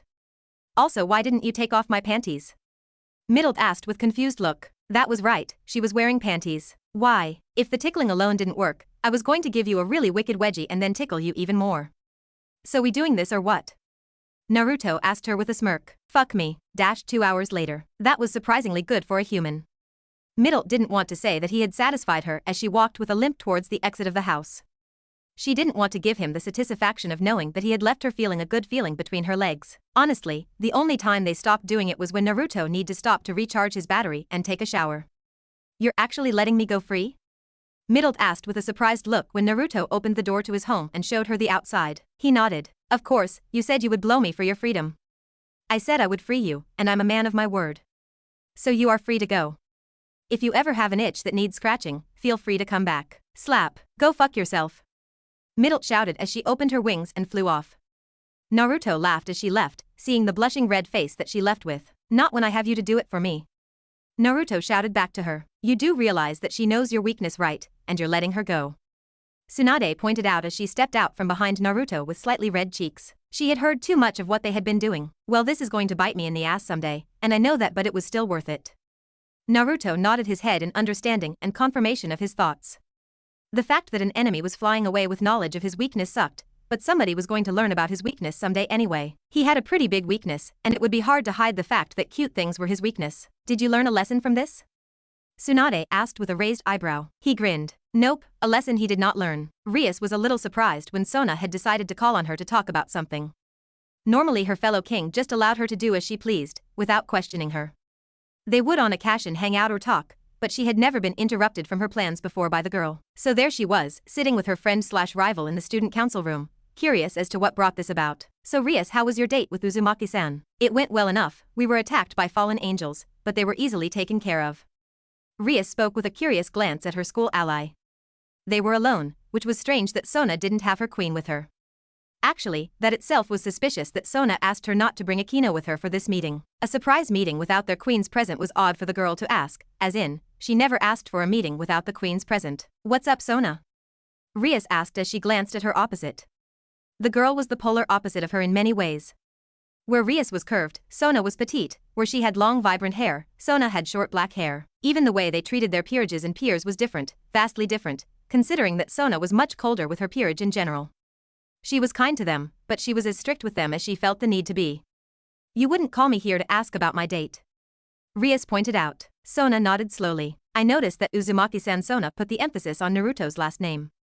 Has been causing chaos with the clubs at the school. Even today, he's challenging the remaining clubs at the school. The only clubs left are the debate club and the ORC. Sona pointed out calmly, but Rias could see that she was bothered. The school she was putting so much effort into keeping under control was being torn down around her. All of the clubs were in a panicked state, and were all complaining about how Naruto had defeated them and taken their club's items as trophies.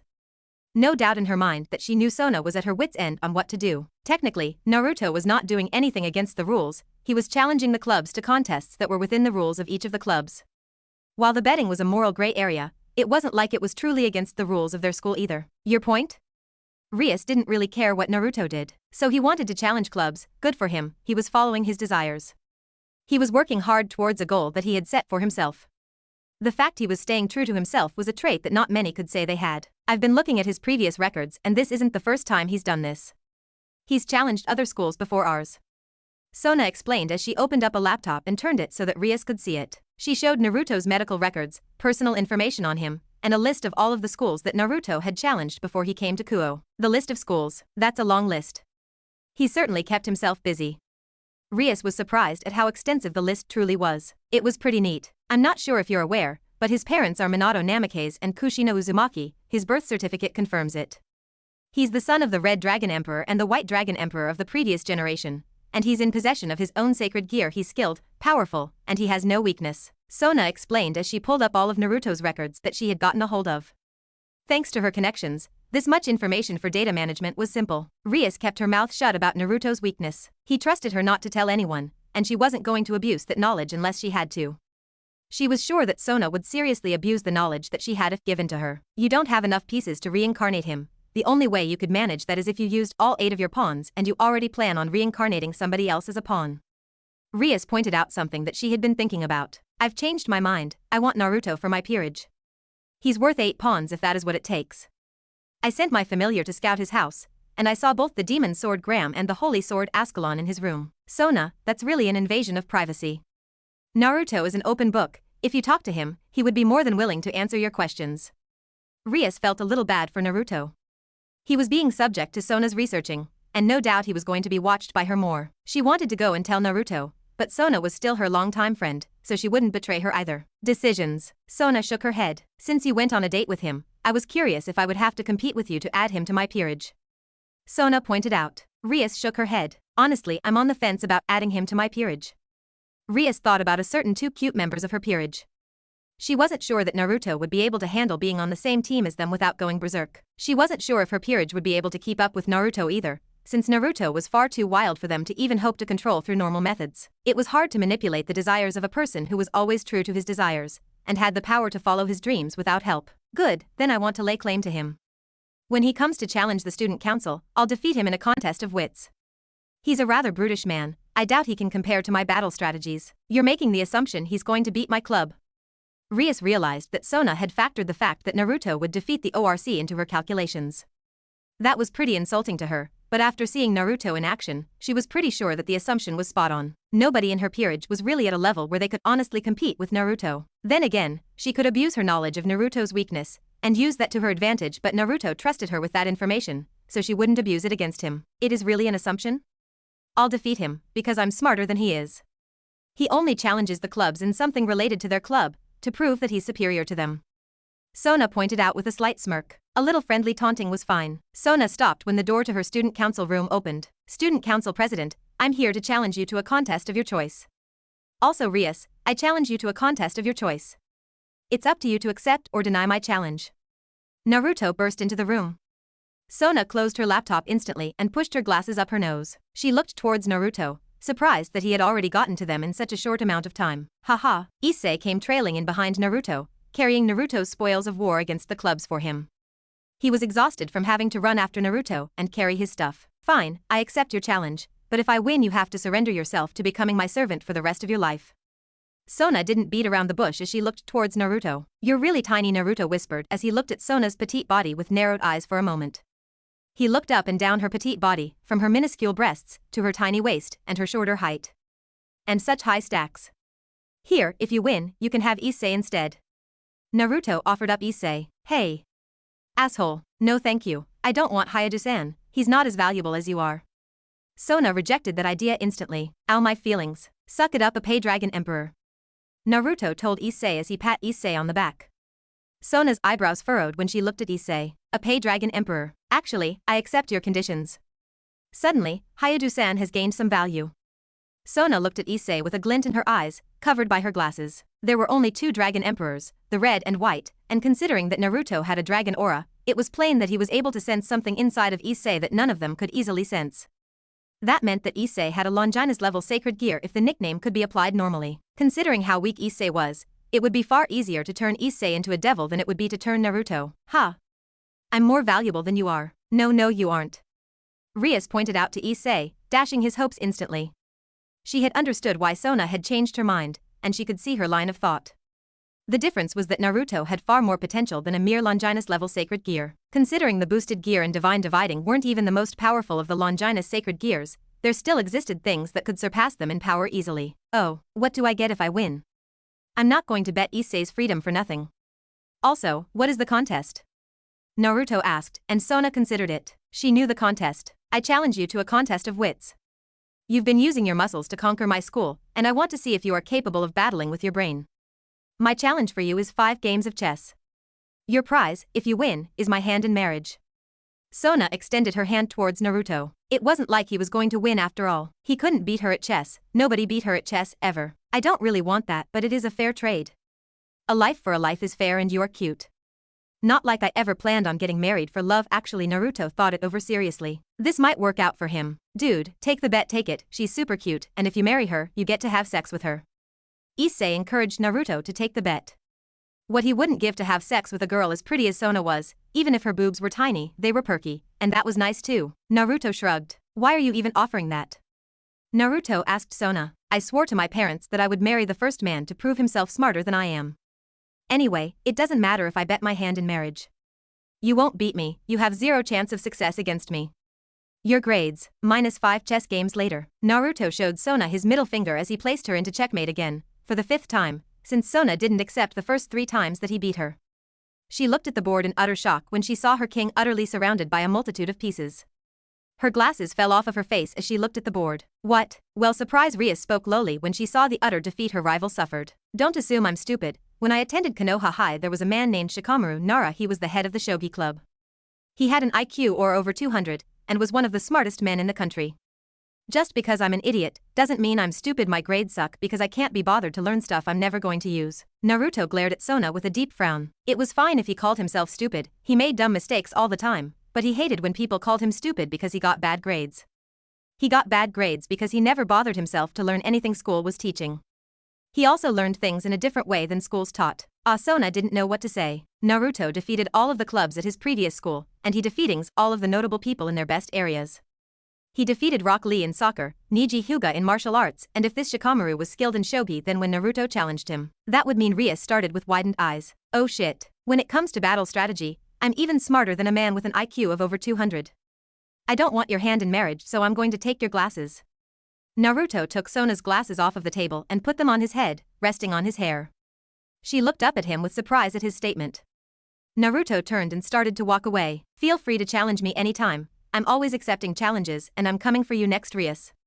Naruto told Rias, and she waved at him. She was looking forward to challenging him. When the door closed, Rias looked at Sona. He's smarter than I am. Sona's jaw dropped when it finally settled in, and she looked up towards the door with a glazed look in her eyes. She consistently lost. With Naruto. Seriously, how did you beat her? You're an idiot. Issei pointed out, and Naruto stuck his tongue out at Issei. Ass. I might be stupid, but I'm creative and I'm really good at noticing my opponent's strategies and weaknesses. That girl was smart and all, but smart people are usually really easy to predict. Sorry for putting you up as a wager again. Naruto apologized to Issei, and Issei waved him off. I was never in any real danger, was I? Issei asked, and Naruto laughed. Nope, people really needed to stop underestimating him. Just one club left, and I'll have conquered this school completely and utterly, and I'll have done it in record time.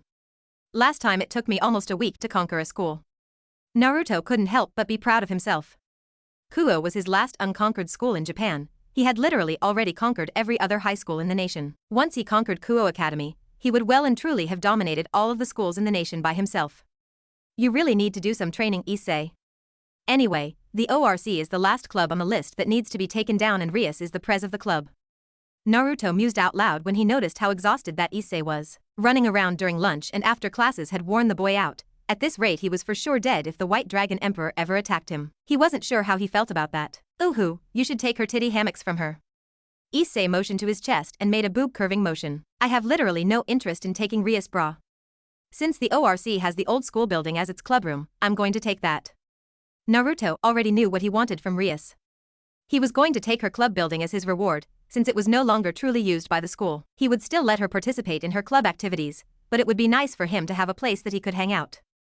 Unless I see something more interesting, then I'll want that. Naruto waved off Issei's statement without much care. The boy was a pervert, not really a big deal to Naruto, since he literally was raised by the biggest pervert the world had ever. Well, Issei could give Jiraiya a run for his perverted money. Then again, Jiraiya had age and actual sexual experience under his belt. If he was a virgin like Issei, no doubt Jiraiya would be 100 times more perverted than he was now. I need to get you to understand the value of a girl's breasts. Breasts are hot, I agree, but that isn't all there is to love about a woman's body, you know.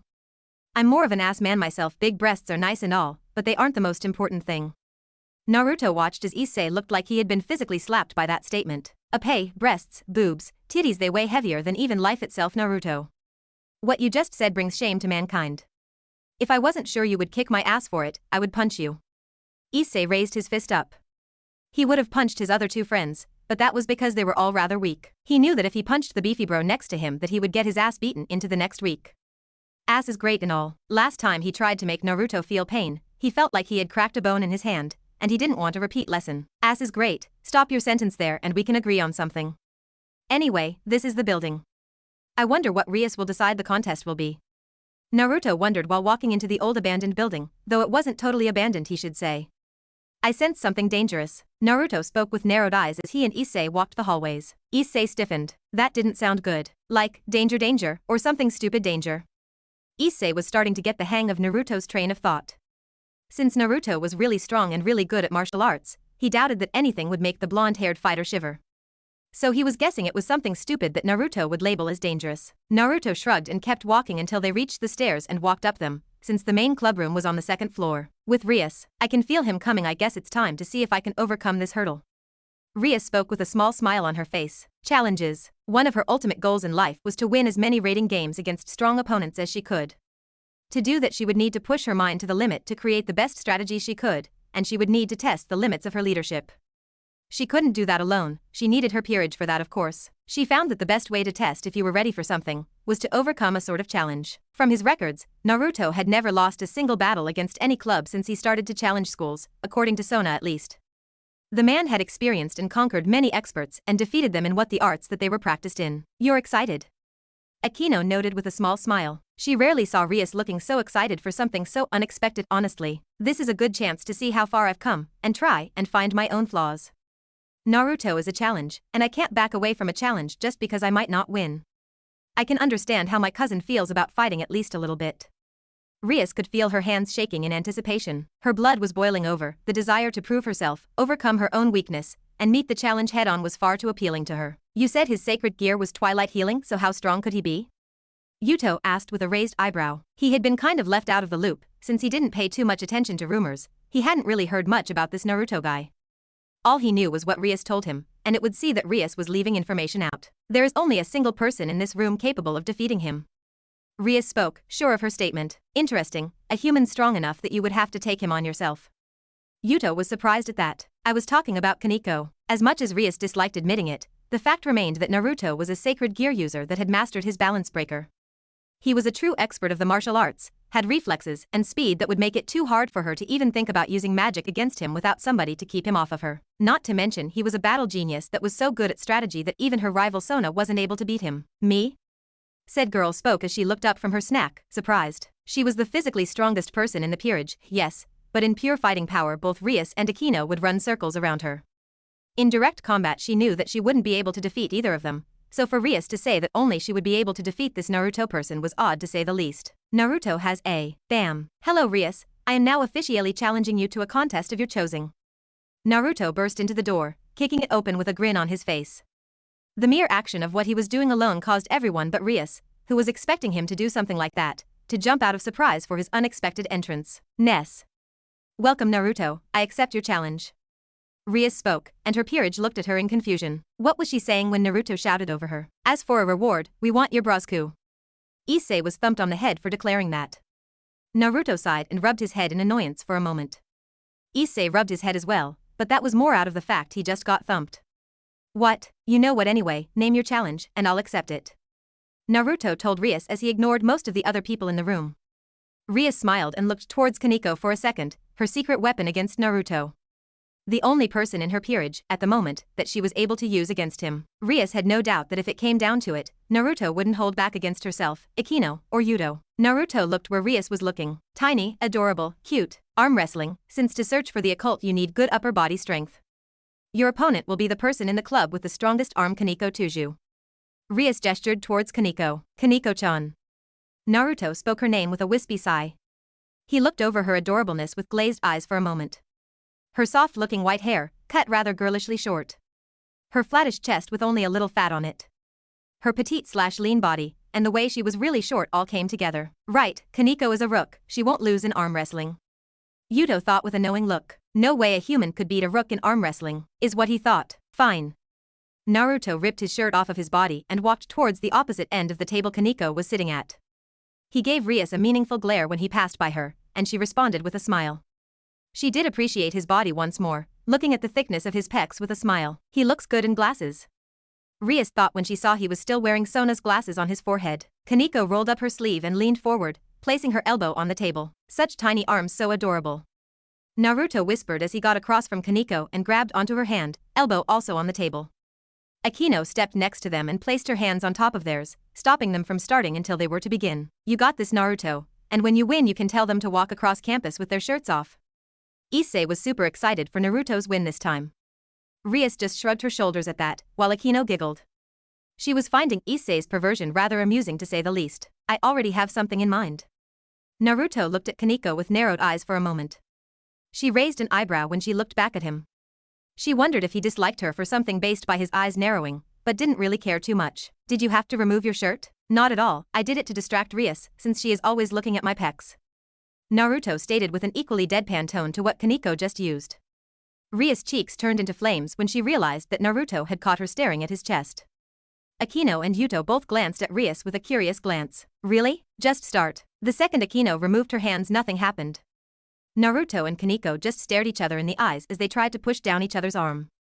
Kaneko was immediately surprised when he didn't go down instantly, even more so that she was struggling to push him back. I thought cute girls was supposed to be his weakness. How is he still holding up against Kaneko? Rias thought with a furrowed brow. She glanced her hands together and watched as the table underneath Naruto and Kaneko cracked. Kaneko started to sweat. His life force, it's so bright and warm, he's got an extremely powerful life force. Can he use Tuki? Kaneko thought when she felt her strength waning. She could feel that he had a very passive use of his base of life, his Tuki, increasing his strength, speed, and durability. The fact that his very life itself was so potent that was increasing his power naturally was worrying. He had a very addicting energy, making her feel like taking a nap on him to bask in his aura. His powerful, calming, sunny, warm. Even now Kaneko could feel herself slipping. Had Naruto mastered Tuki? So adorable, I don't want to hurt her. Naruto thought as he found it hard to get the motivation to win against Kaneko. She was just so adorable when she was struggling, her tongue was sticking out, and she had a twitching brow. Come on Naruto, win. Think of the reward. Issei shouted as he cried tears at the thought of Rias and Akino topless. It would fulfill his life. Naruto imagined wearing a bikini while wearing cat paws on her hands and feet, and kitty ears on her hand, with a tail. Rias, my weakness is that I can't fight or hurt cute things. Naruto spoke as Kaneko was forced to draw her strength back. Her hand started to get closer to the table as Naruto forced her hand. She struggled against his increasing strength as Naruto intensely looked at her with hearts in his eyes. This girl is without a doubt the cutest, most adorable, tiny thing I've ever seen. Tiny? Kaneko forced Naruto's arm back up to the standing position when she heard that word and looked down at her chest. I'm not flat, my chest is just developing. Kaneko hissed at Naruto when she ignored the feeling of his warm aura. All her strength returned to her, she was able to put back up a good fight. Naruto grinned at the real challenge she was providing now, and he pushed her arm back down. I don't care about breasts. What I care about is cute. You have something Rias will never have. You have the cute aura that makes men like me just want to pamper you. Not to mention look that your hips pretty nice. Naruto just complimented Kaneko as he pushed her hand back down. Kaneko pushed back up and returned with more force of her own. The veins in her arm were visible from the sheer amount of force she was putting into her arm. She was gritting her teeth and she glanced at Naruto. She saw the aura of a dragon behind him. What? Kaneko thought, taken back in surprise. Pervert. Kaneko shot back, and Naruto grinned at her. Pot meat kettle, you're black. I can look into your eyes and see that you've got an inner pervert too. You're no different than me, you love cute things.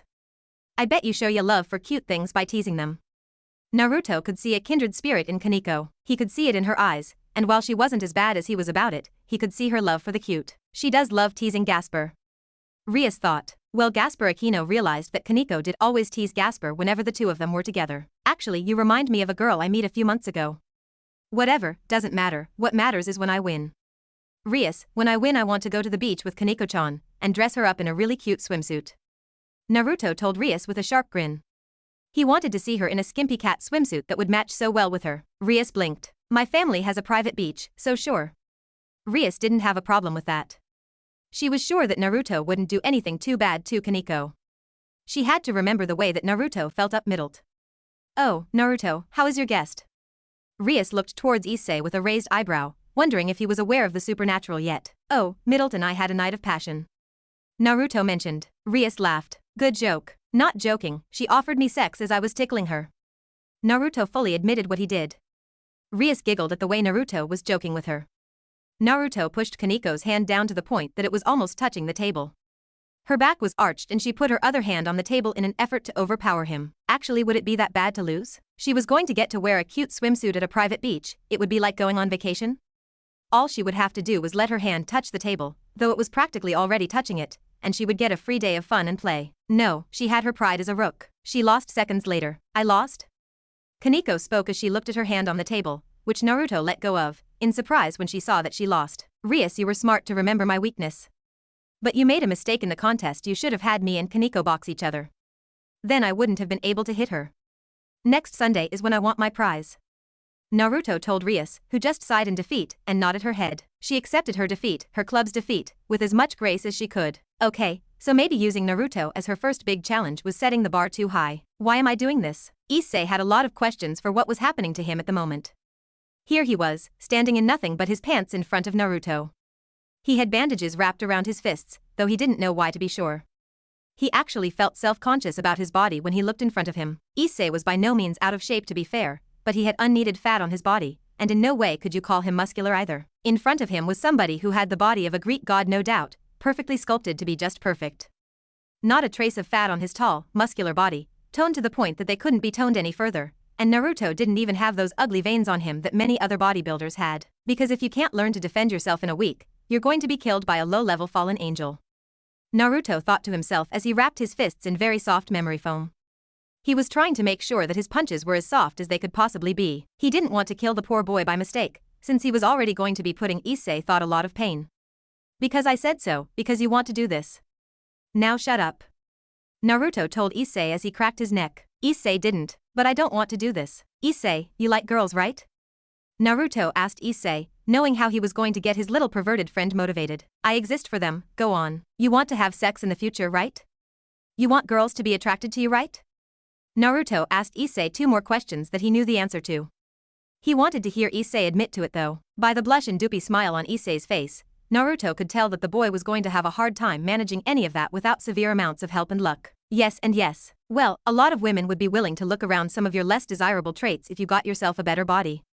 You're pretty scrawny right now, and combine the fact you're scrawny with the fact you're a super perv that can't stop thinking about tits unless you get lucky, good luck in the sex department. Naruto explained further, and Issei could see where this was going. He looked at Naruto's body for a moment, and he imagined getting a similar body. So I can look like you, and get lots of women? Issei asked with a grin. Like me? Sorry, but we have different body types. Muscles don't always develop the same way, but you can get yourself a muscular body.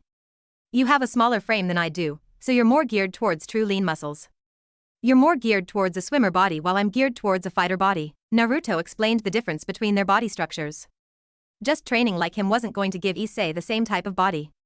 Just like how women who lifted weights, without using steroids, didn't end up with the same types of bodies as male bodybuilders. There were inherent differences between body types, muscular and skeletal structures, all of which changed the way a person's body would look once they got rid of their excess fat and gained muscle. So, this training will help me get it on with women? Issei asked with an eager grin. He should have been working out years ago. Not only that, but by training you can increase your sex stamina and your sexual skills for giving women pleasure. So come on Issei, give me a good punch in the face. Naruto didn't even get to finish his sentence before Issei ran at Naruto and punched him right in his left cheek. Grah. Naruto's face didn't budge as he looked down at Issei, the boy suddenly feeling a lot smaller when he saw his punch did literally nothing to Naruto. Thankfully, because of the tape around his hand, he didn't hurt his hand with that punch. He's going to get killed by Rainier if he doesn't get better. I might actually have to step in and stop the woman myself. Naruto thought as he pulled back his fist. Issei yelped when Naruto swung at him, and he jumped to the ground underneath the fist. It was a rather slow punch, but Naruto's usual standards, made for the purpose of Issei being capable of dodging it. Are you trying to kill me? Issei shouted while sitting on his ass, having jumped to the ground for his dodge. Naruto shook his head. Kill? No, but I am going to make you wish I killed you. Tell you what, in a week, if you show signs of improvement, there will be a special reward in it for you. Naruto told Issei with a grin on his face. Issei perked up at the sound of a reward, and he stood back up and looked towards Naruto. Reward? Yeah, your reward is not suffering a painful death. Naruto thought to himself, before he raised his hand up and took the foam off the fist on that hand. Yeah, now punch my hand 500 times with your left hand, then punch my hand 500 times with your right hand. Naruto told Issei, since Issei wasn't ready for actual training, even low-level training like what they had been doing before. Issei's punch had been too weak, granted. Naruto had trained his body to the point that for a weaker person like Issei, causing damage was next to impossible. How is that going to help him? Oh, tomato butt, what brings you here? Naruto asked Rias as he waved his free hand at her.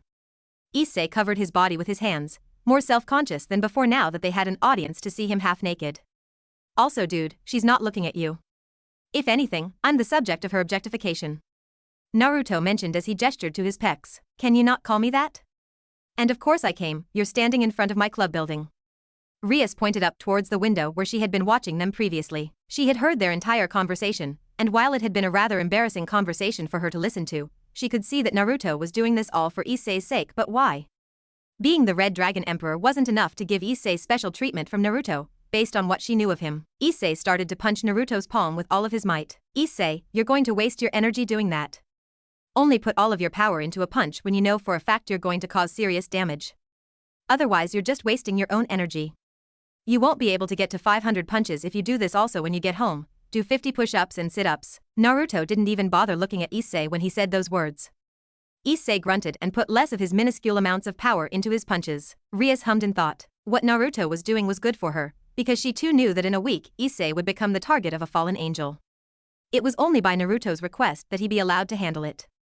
She was doing him a favor by letting him do this for Issei. Naruto was going to let Issei try and defend his own life. She was only to step in if Issei was killed. Issei missed a punch. Gah.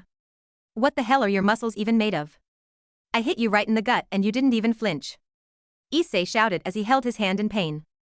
Even with the tape, he had still hurt his hand hitting Naruto's abs. Rias nodded in understanding. Naruto was about the same height as her cousin, and they had almost identical bodies when it came to their muscles. She was doubtless that Naruto had an extremely tough body. It would take a lot of training before Issei would be able to manage to cause Naruto discomfort with his punches. Feel lucky, normally you would be punching a tree or a brick wall. Naruto explained to Issei, and Issei grumbled. It feels like I punched a brick wall but whatever. Issei went back to punching Naruto's hand. If he wanted that reward, he was going to have to suck it up and do what Naruto told him to do. He was sort of getting used to doing what Naruto said anyway. Naruto was already being a better friend to him than his other two traitor friends who had been ignoring him since he started to hang out with Naruto anyway. Rias smiled at the honest effort, liking to see this side of Issei, the determined side of him that showed his human spirit. So Naruto, earlier, you sounded like you spoke from experience. You must be very experienced as a partner if you speak that way. Rias pointed out. She did notice that Naruto was speaking about sex a lot easier than Issei was. There was a noticeable difference between the way Naruto spoke and the way Issei spoke. Issei was obsessed with sex, but Naruto didn't really seem interested. If anything, he was extremely casual about sex. They were both perverts in their own ways, but they gave off different vibes. I've been with a few people here and there. I might be a bit of a pervert, but I've had sex, and I've got more on my mind than sex. Sex is great and all, but I have other hobbies. Naruto explained, before he looked towards Issei working up a sweat. Naruto had been keeping count, and Issei had already punched his hand 54 times. Ow ow, Issei grunted when he pulled back his fist, and the tape on his knuckles started to turn a little red. Issei didn't see the light glow on Naruto's hand, and Naruto healed the damage that was done to his knuckles, or at least he healed some of the damage. If Issei wanted his fists to grow harder, then he was going to have to deal with a little bleeding. Naruto just healed some of the damage so that Issei would be able to get all the way to 500 punches. About our next date, I was thinking we could go to a movie. You paid for the last date, so it can be my treat this. There is a movie I wanted to see. Rias stated with a smile on her face. She really did have fun on the last date, and she wanted to do a little date planning. Seeing a movie was a staple for a good date. It was hard to go wrong with a movie date. If the movie was great, awesome. If the movie sucked, at least they could make fun of it together. It was hard to go wrong with movies. Sounds good to me. Naruto punched Issei in the stomach with his free hand. Guh. Issei grunted and fell to his knees, holding his stomach in pain. His hands went to his mouth as he stopped himself from puking. He forced it back down and looked up at Naruto, who glanced down at him. I never said I wasn't going to hit you back. Don't just punch my hand, stay alert, because you don't know when I'm going to take a swing at you. Naruto told Issei with a firm look. If Issei thought that he was just going to get practice throwing punches, then he had another thing coming. You couldn't win a fight against a stronger opponent just by throwing punches, not when you weren't able to read when your opponent was going to counter you. Issei flipped Naruto off as he stood back up and started to punch Naruto's hand again. This is going to get me laid, right? Issei asked, and Naruto made a wavy motion with his hand. It would increase his chances. If you can put some muscle on your body, a lot of girls would be willing to ignore some of your more annoying traits. Of course, getting stronger will be of vital help to you anyway. Rias spoke up as she looked at Naruto. She could see the value in this, for her at least, since Naruto training Issei would make Issei more valuable to her as a pawn. She might not be able to get Naruto, but she could still get the Red Dragon Emperor. How does this look on me? Fine, you mind moving out of the way so that I can see Kaneko-chan? Naruto blew Rias off with a wave of his hand. It was Sunday, and that meant that it was the beach day that he had been promised. Of course, he had assumed that he would have been able to go with Kaneko alone to the beach. Nope. As it would turn out, Rias and the rest of her group planned on joining in on the trip. Rias sighed and shrugged her shoulders. She was wearing the skimpiest little swimsuit that she owned, and she wasn't able to attract Naruto's attention. Shouldn't you be watching me? Rias asked as she looked over towards Kaneko, who was building a sandcastle, though it was a challenge for her. She was wearing a rather small orange bikini that honestly didn't cover much. Her petite body was mostly on display, but she did have large cat paws on her hands and feet. Not to mention an orange tail attached to her waist, and cat ears on top of her head. I should, but I'm not. Naruto told her without looking away from Kaneko. So adorable. We're dating, so at least pay a little attention to me. I wore this skimpy bikini for you. Rias spoke as she purposely jiggled her breasts a little to try and get Naruto's attention. The nearby pervert, Issei, fell into the sand with a bleeding nose instantly. For Issei's workout, Naruto had forced him to come and run across the sand with a tire attached to his body. It would seem that Rias and Akino's swimsuits were far too much stimulation for his breast-loving brain to handle. Naruto once more waved Rias off. Yeah, you're sexy, and your swimsuit is sexy, but it's super normal for sexy girls to wear sexy swimsuits. You would have been better off to wear an innocent swimsuit. An innocent swimsuit on a sexy body makes the contrast hotter. Naruto didn't pay much attention to Rias as she sat down next to him. She sighed in annoyance at him, but she couldn't deny that she should have seen it coming. Kaneko was absolutely adorable. I guess you have a point, Kaneko is adorable, so seeing her wear something sexy adds a little more value to her swimsuit. Rias understood art, and how contrast could very well add to the value of the art itself. Kaneko's swimsuit being sexy actually made her even cuter, instead of making her sexy. It was her cuteness that made her sexy swimsuit work for her, making her all the cuter. Why orange? Rias could see that Kaneko's entire swimsuit was orange. It worked, but she was curious as to why such a strange color was picked. You hating on orange? Naruto asked as he looked at Rias, and pointed down to his orange trunks. Anyway, who said we're dating? Naruto asked Rias, and she gave a smile. We went on a date, and had fun. We're going to go on another date, and I know we are going to have fun. That's going to lead to another date. Rias couldn't help herself but try and tease Naruto. She saw him look up for a moment, before he shrugged his shoulders. She sighed to herself when she realized he wasn't going to be easy to tease. Are you even attracted to my body? Rias asked with a gesture to her breasts. Issei, continue running, or I'm adding more tires. Naruto shouted to Issei, who got back to running. Of course I'm attracted to you. I'm just not a hormonal teenager anymore. My weakness for cute things is literally something I inherited from my Naruto stopped saying that and frowned. He loved cute things to the point that it was a weakness, and while it was partially sexual, when the cute thing was a legal age, it was mostly non-sexual in nature. Rias let out a sigh of relief, happy to know he was attracted to her. He also had a good point. Only a few days until Rainier makes her move on Issei. Are you sure he will live? Rias asked with a curious glance at Issei. Issei's entire body was bruise-covered, and his hands were covered in scrapes and marks from practice. He hadn't really gained any muscle. It had only been a few days since he started, but he seemed more energetic than he had been in the past. If his chances of survival were 1% before he started, I would say they will be 5%. He might survive if he runs away from Rainier. He will die if he attempts to fight though. Naruto didn't really look towards Issei. He looked at Yuto and his banana hammock, with a raised eyebrow for a moment. The swordsman must be very comfortable with his body if he was wearing such a bulge-showing swimsuit. What are you doing? Naruto saw Rias on her stomach, showing her back to him. Won't you put sunscreen on your back? Your seduction could use a lot of work. Naruto told her with a chuckle. Rias pouted. But I actually do want you to put it on. Rias stated, and she put the sunscreen in Naruto's hands. She got back down on her stomach, and Naruto poured some on her back. She gave a soft noise at the cold gel touching her skin, before she felt the warmth of his hand on her back. You fufu. Rias nearly jumped when she heard Akino laughing next to her. She hadn't even noticed her friend sneaking up on them. Akino. Rias shouted as she looked over towards Akino with annoyance. She was having a moment with somebody she wanted to get to know better.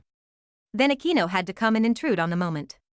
Rias almost wanted to sat up and yell at her when Akino saddled up to Naruto and placed his arm between her larger breasts. Damn it, Akino. Naruto placed his hand on Akino's face. Begone, thought. Naruto spoke in a deadpan voice, before he pushed Akino into the sand a few feet away. She landed on her butt, and she wasn't hurt, but she was blushing as she licked her lips moments after he pushed her. So rough. You wow, a masochist.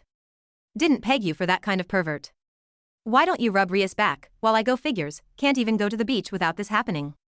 Naruto mentioned as he stood up and looked towards the water. Akino blinked in surprise when she heard his tone change from teasing to rather pissed off in a matter of seconds. Naruto suddenly started to stretch himself out. Rias, take Kaneko and escape to somewhere safe. I don't want her getting caught up in this. Naruto spoke as he jumped to his right side. Rias blinked in surprise. What? Naruto jumped to his left the next second, before he ducked and did a backflip. She watched as he threw his arm up into the arm as if were blocking an attack from an enemy. She looked at Akino, who looked at her as well, both in confusion when they saw Naruto attacking and blocking attacks from nothing. It looked like he was practicing martial arts more than anything. Naruto raised up both of his hands, blocking something from both sides. A shockwave from something shot across the beach, blasting Issei and Yuto off of their feet, while Rias and Akino were flipped onto their backs. Even Kaneko was tossed away where she almost landed in the water. What? Yuto asked as he looked towards the source of the shockwave. Itachi Uchiha with the sacred gear illusion madness, and is this Kisame? This sacred gear is shark skin. I figured Akatsuki was going to make some plans, but I didn't realize that you two were going to be the first to come after me. Naruto whispered as he glanced to his right and left sides. He had a frown on his face as he gripped Itachi's fist, and Kisame's sword in his hands. He could feel them trying to pull their methods of attack back from him, so he squeezed harder than before. Naruto, why did you release those shockwaves?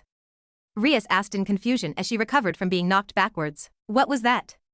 Issei shouted when he looked towards Naruto standing in an awkward position, from the source of the shockwave. Having a conversation with himself? Naruto stood up straight and looked towards the water when his opponents broke away from his grip.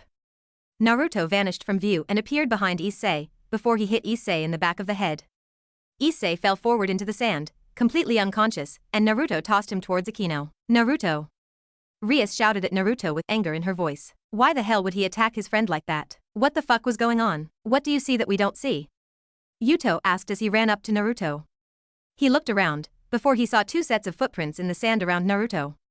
2 sets that were male in size, and not belonging to anyone on the beach he knew of. Instantly, he had a sword with a blade of fire, and a sword with a blade of ice, in his hands when he realized that Naruto had been fighting invisible opponents.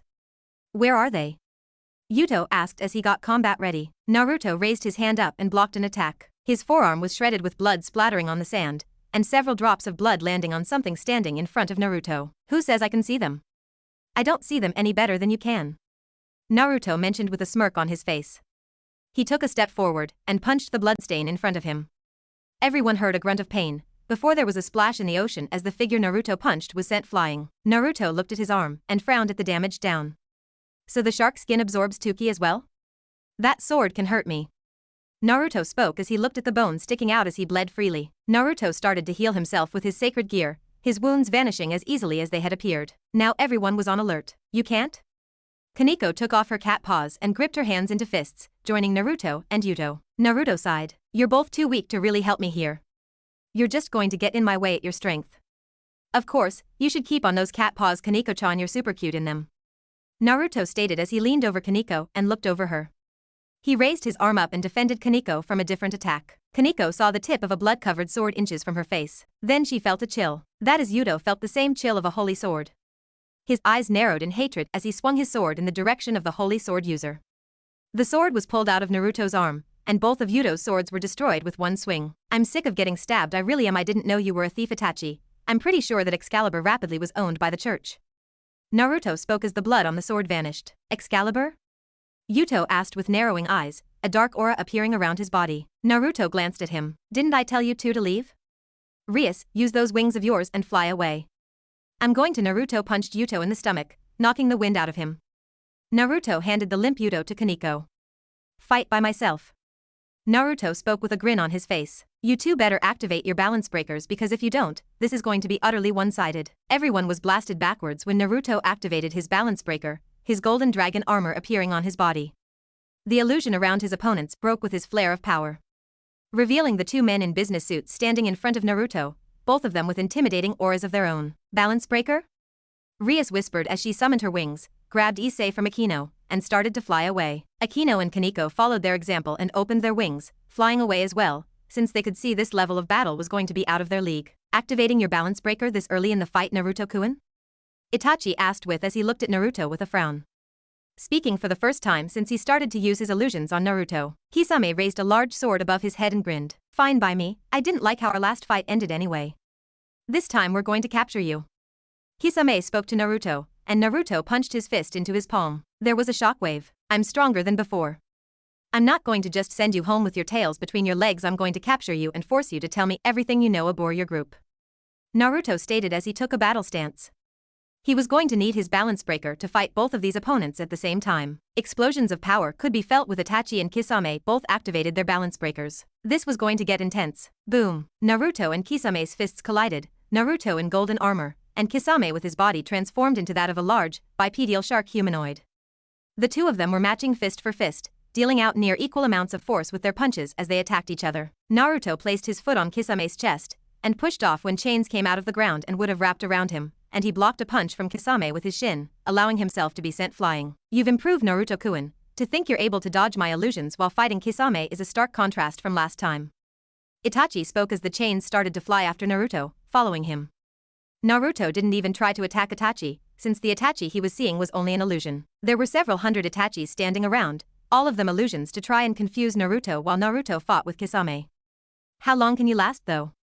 Itachi questioned as Naruto's foot touched the ground for a split second. The next second he was gone, 100 feet high in the air as he held his hands out in front of him. He was going to have to apologize to Rias. Her family was about to lose its speech, and this was assured when a black ball appeared between Naruto's hands.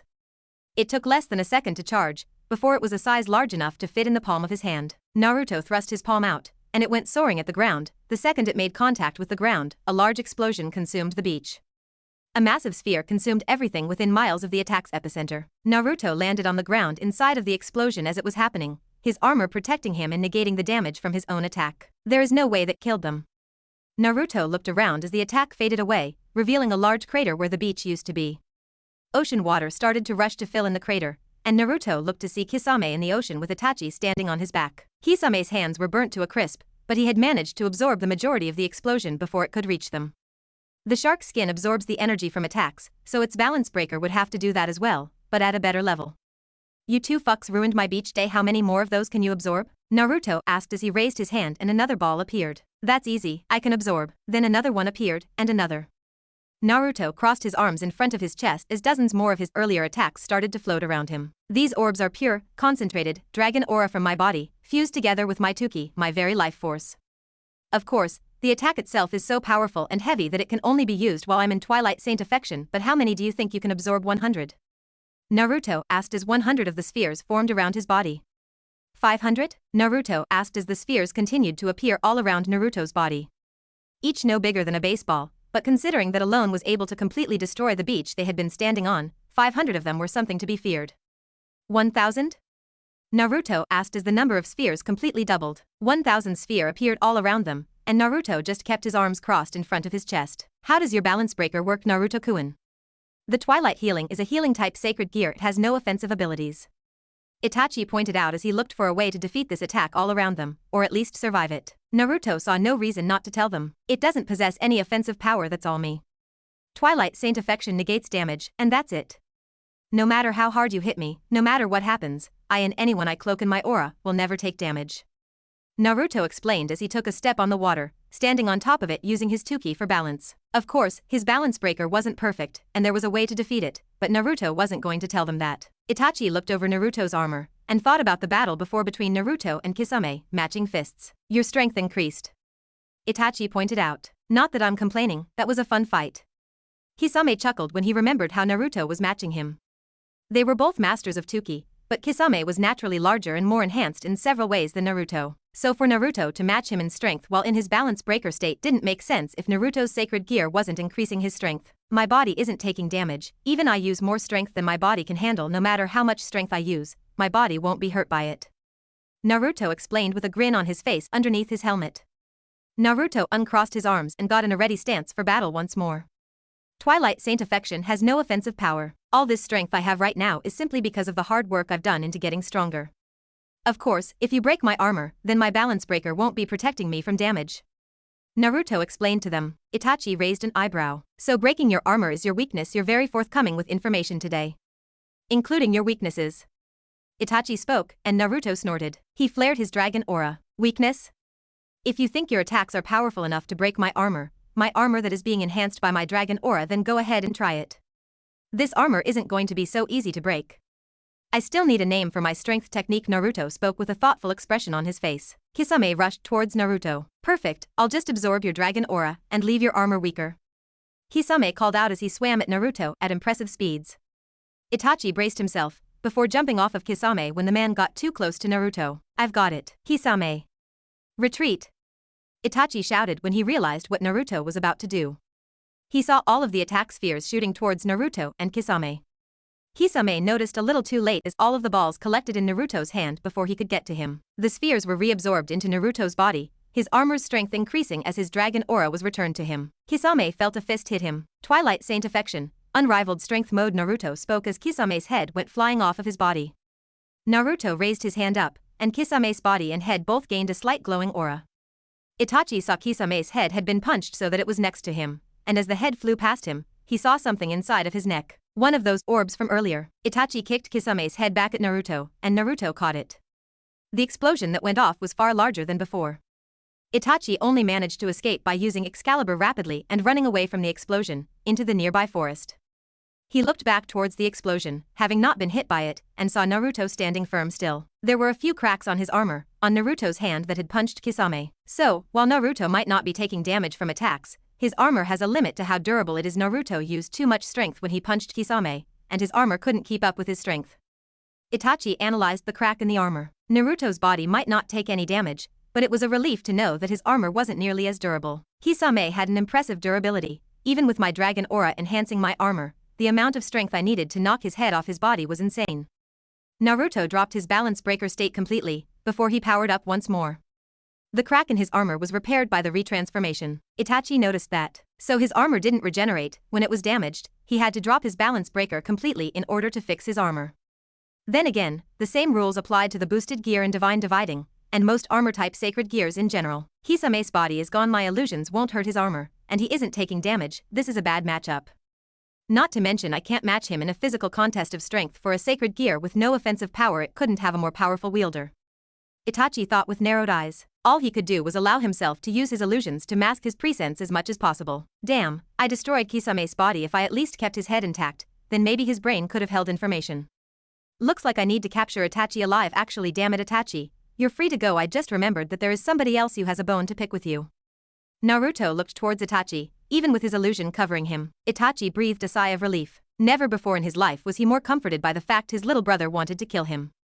The fact that Naruto was allowing Sasuke to have his revenge was actually saving him from being beaten and captured. So this is why the Uzumaki were so feared by the other races, and Uzumaki can turn even a harmless sacred gear like Twilight Healing and use it as if it were a weapon.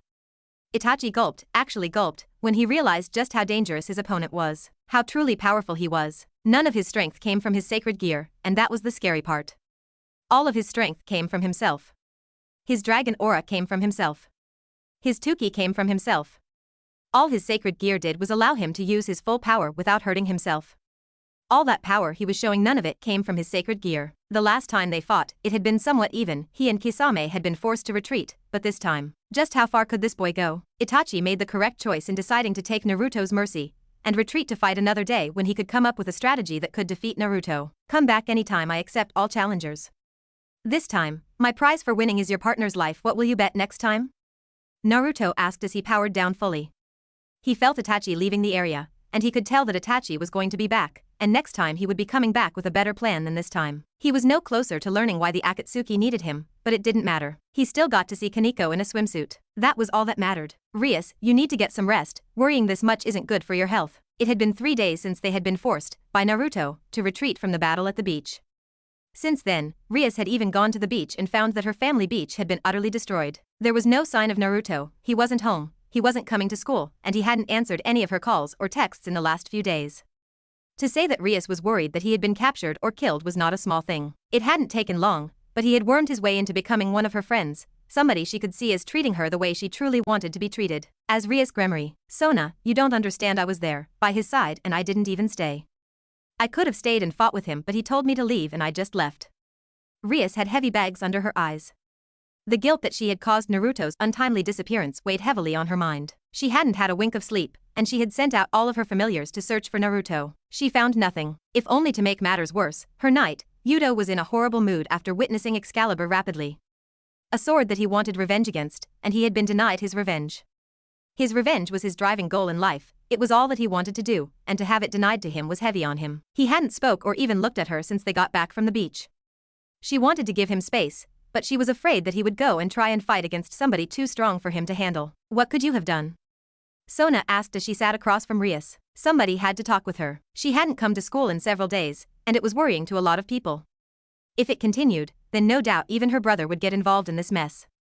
If her brother got involved, then no doubt word would reach her ears and things would just get even more complicated. I could have fought too. You would have gotten in my way and died. Naruto/Naruto-san. Rias and Sona shouted, though Sona's cheeks turned a little pink when she saw Naruto walking into Rias' room without a care in the world. He looked completely uninjured, other than the bandages that were on his wrist. Rias stood up and ran towards Naruto, tackling him and burying her face in her friend-boyfriend. She truly didn't understand what they were, but they were on friendly terms, and she liked being around him. You're okay. Her room is a lot less devilish than I thought it would be. It's a pretty normal girl's room, though a bit big. Naruto glanced around with a raised eyebrow. He pat her back gently as she cried. He didn't know that he was that important to her already. He glanced towards Sona with a raised eyebrow. You're okay, I was worried when you didn't show up to school. Where have you been? Sona tried to sound as stern as she could. She couldn't. Well, during my battle with Itachi and Kisame, I destroyed. Naruto paused when he realized what he just said. They destroyed Rias' family beach. Naruto grinned as he pinned the blame on Itachi and Kisame. Yep, that was the story and he was going to stick with it until somebody decided to challenge him on it. Anyway, I felt bad about what they did, so I decided to go and get a gift for Rias to make up for it. Naruto lifted up his free hand that wasn't comforting Rias and showed off 2 masks. Rias started to pound her hands against his chest. Dummy. I don't care about the beach. You're getting tears and snot on me. You don't care about the beach?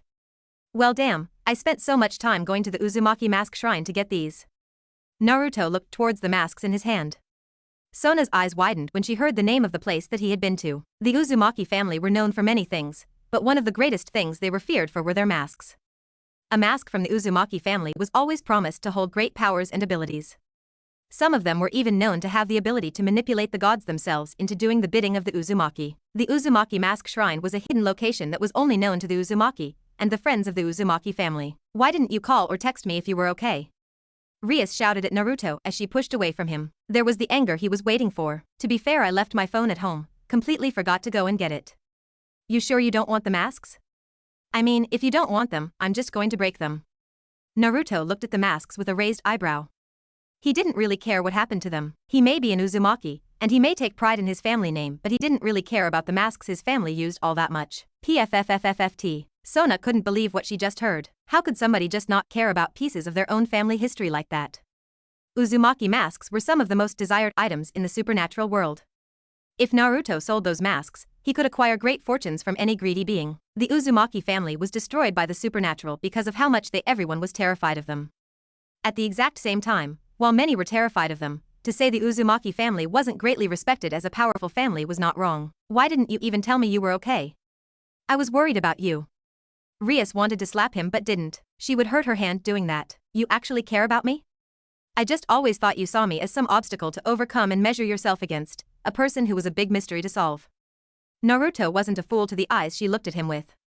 She saw him as some big challenge she needed to complete to test herself. He got her a gift because he destroyed her family property. It wasn't out of any affection.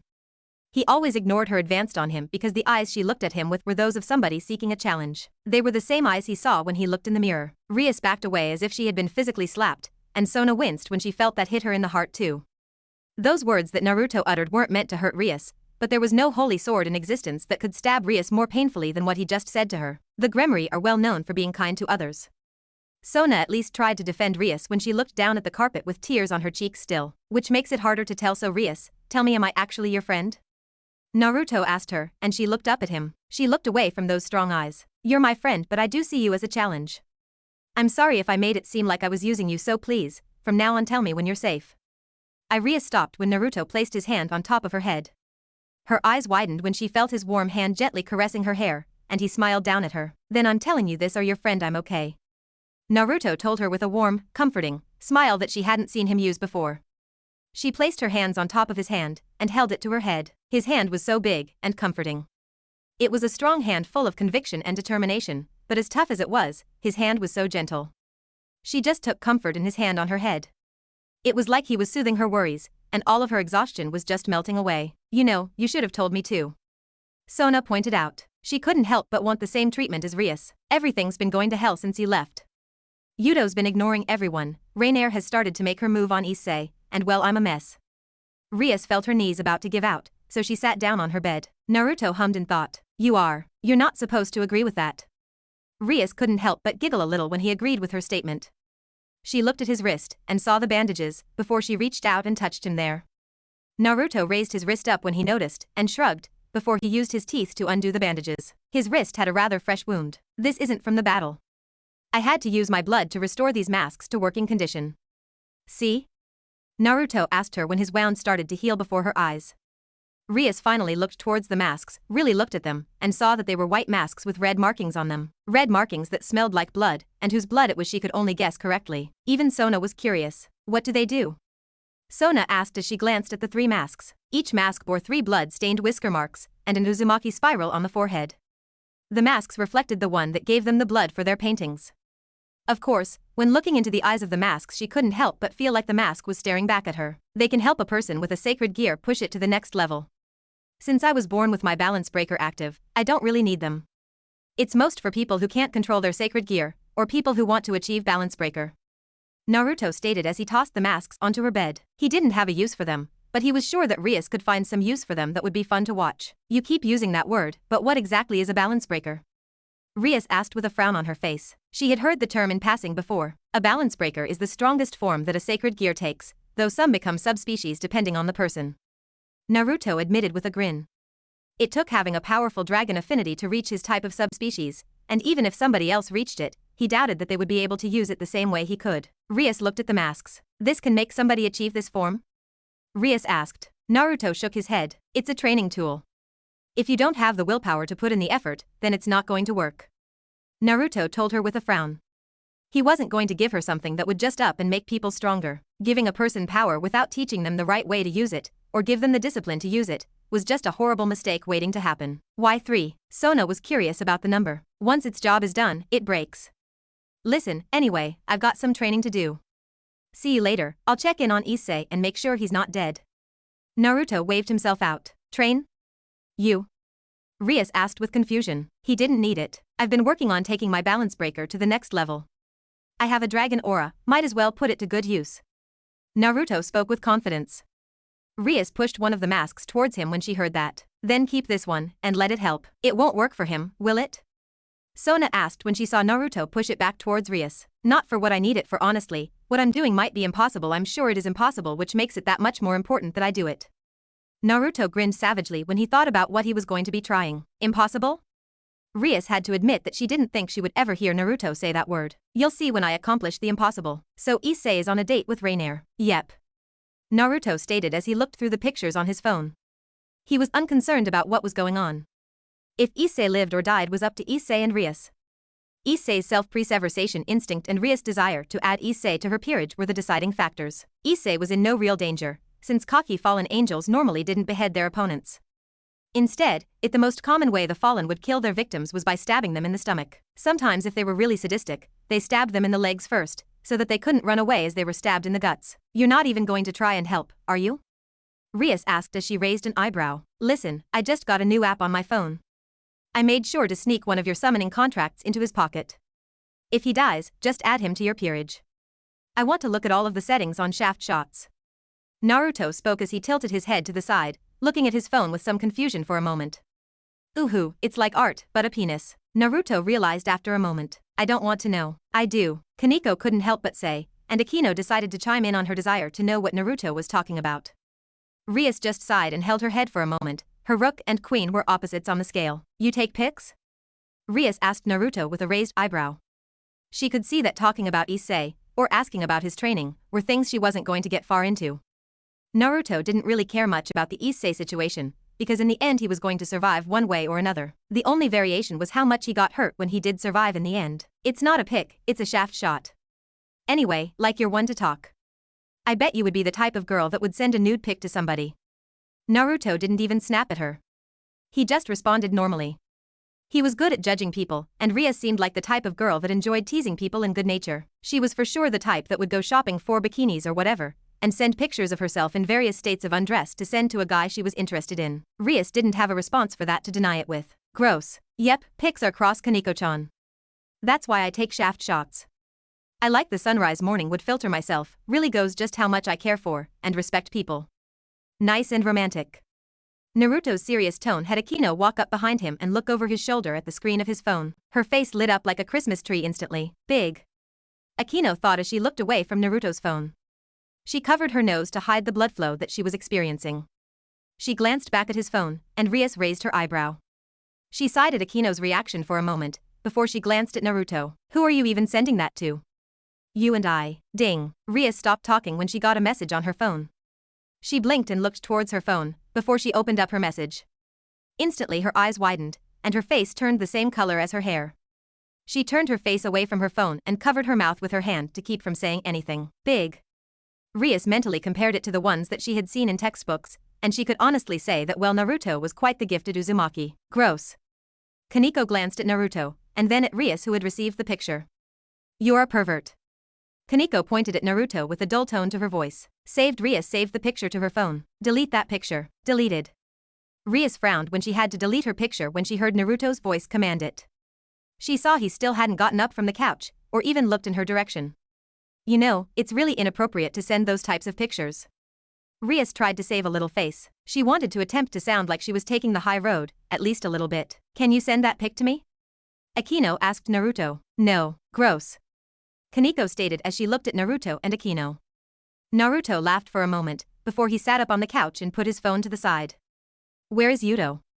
Kaneko asked Rias, since the wayward knight was once more nowhere to be seen. She really wanted to change the topic. He's Naruto. You won't believe what just happened to me. Issei came running into the clubroom, where he imagined Naruto would be. He was covered in sweat, and even wearing casual clothes. He had cuts on his arms and one that looked like it had going across his side. It was like somebody tried to stab him, but he dodged most of the attack at the last moment. He was panting in exhaustion, and he seemed rather close to passing out. Your girlfriend was really a bitch named Rainier who tried to stab you to death. My girlfriend was really a bitch named Rainier who tried to stab me to death. Issei shouted the moment after Naruto spoke. Naruto's words didn't register in Issei's brain for several moments as he shouted. I ran here as fast as I could. You were the first person I could think of that would know what to do. Wait. Issei took a moment and realized what Naruto had said, his brain remembering the words. Wait for it. You knew. Issei screamed and pointed at Naruto. There it is. Kaneko finished what Naruto was saying. Naruto looked towards Kaneko and placed his hand over his heart. You're still gross. Kaneko told Naruto, and he wiped away an imaginary tear. You're still adorable anyway. Issei, welcome to the club. You are now aware of the supernatural and have become involved. Naruto stood up and walked towards Issei. He placed his hand on the boy's shoulder and walked him towards the couch. He forcefully sat Issei down where he had been sitting. Akino was just giggling when she realized that Issei was shell-shocked over this surprise. Naruto's sacred gear activated, and his rings appeared. Before his hands glowed green, and he started to heal Issei. You're healing you. This is my sacred gear, Twilight Healing. Like you, I'm a human that has a special ability. That girl, Rainier, was targeting you because you have a sacred gear. The last week, I wasn't just training you to help you pick up girls, but also to survive getting attacked. Naruto told Issei with a smirk on his face. The healing was over seconds later, and Issei just looked at his previously injured body in shock for a few moments. And I'm a devil. Rias added in, now that I don't. She's a devil, and was going to save your life if you were killed. Naruto backed Rias up. Rias had decided to piggyback on Naruto's declaration to get Issei adjusted as quickly as possible. Naturally, Issei didn't believe her. Rias was pouting that Issei didn't believe her, but she regained a serious face moments later. Why did Issei believe Naruto so easily? Wow, why didn't you tell me this sooner? Issei wanted to say he was angry at Naruto, but the only reason he even survived was because he had dodged Rainier's attack by running away. When she had been fixing to attack him, he got the same feeling from her that he felt from Naruto whenever he was about to punch him. Rainier's spear moved a lot slower than Naruto's fist, and while he couldn't dodge Naruto's fist, he had barely dodged the spear. Was it super secret? Issei asked. Naruto snorted. You're so perverted that I doubted that you would have the motivation to train if it didn't involve girls, even if her life was on the line. It's easier to explain things after you've already seen something supernatural. Now, Rias has an offer for you. I have something to do. Naruto turned and started to walk out of the room with a grin on his face. Rias nodded to Naruto with a smile on her face.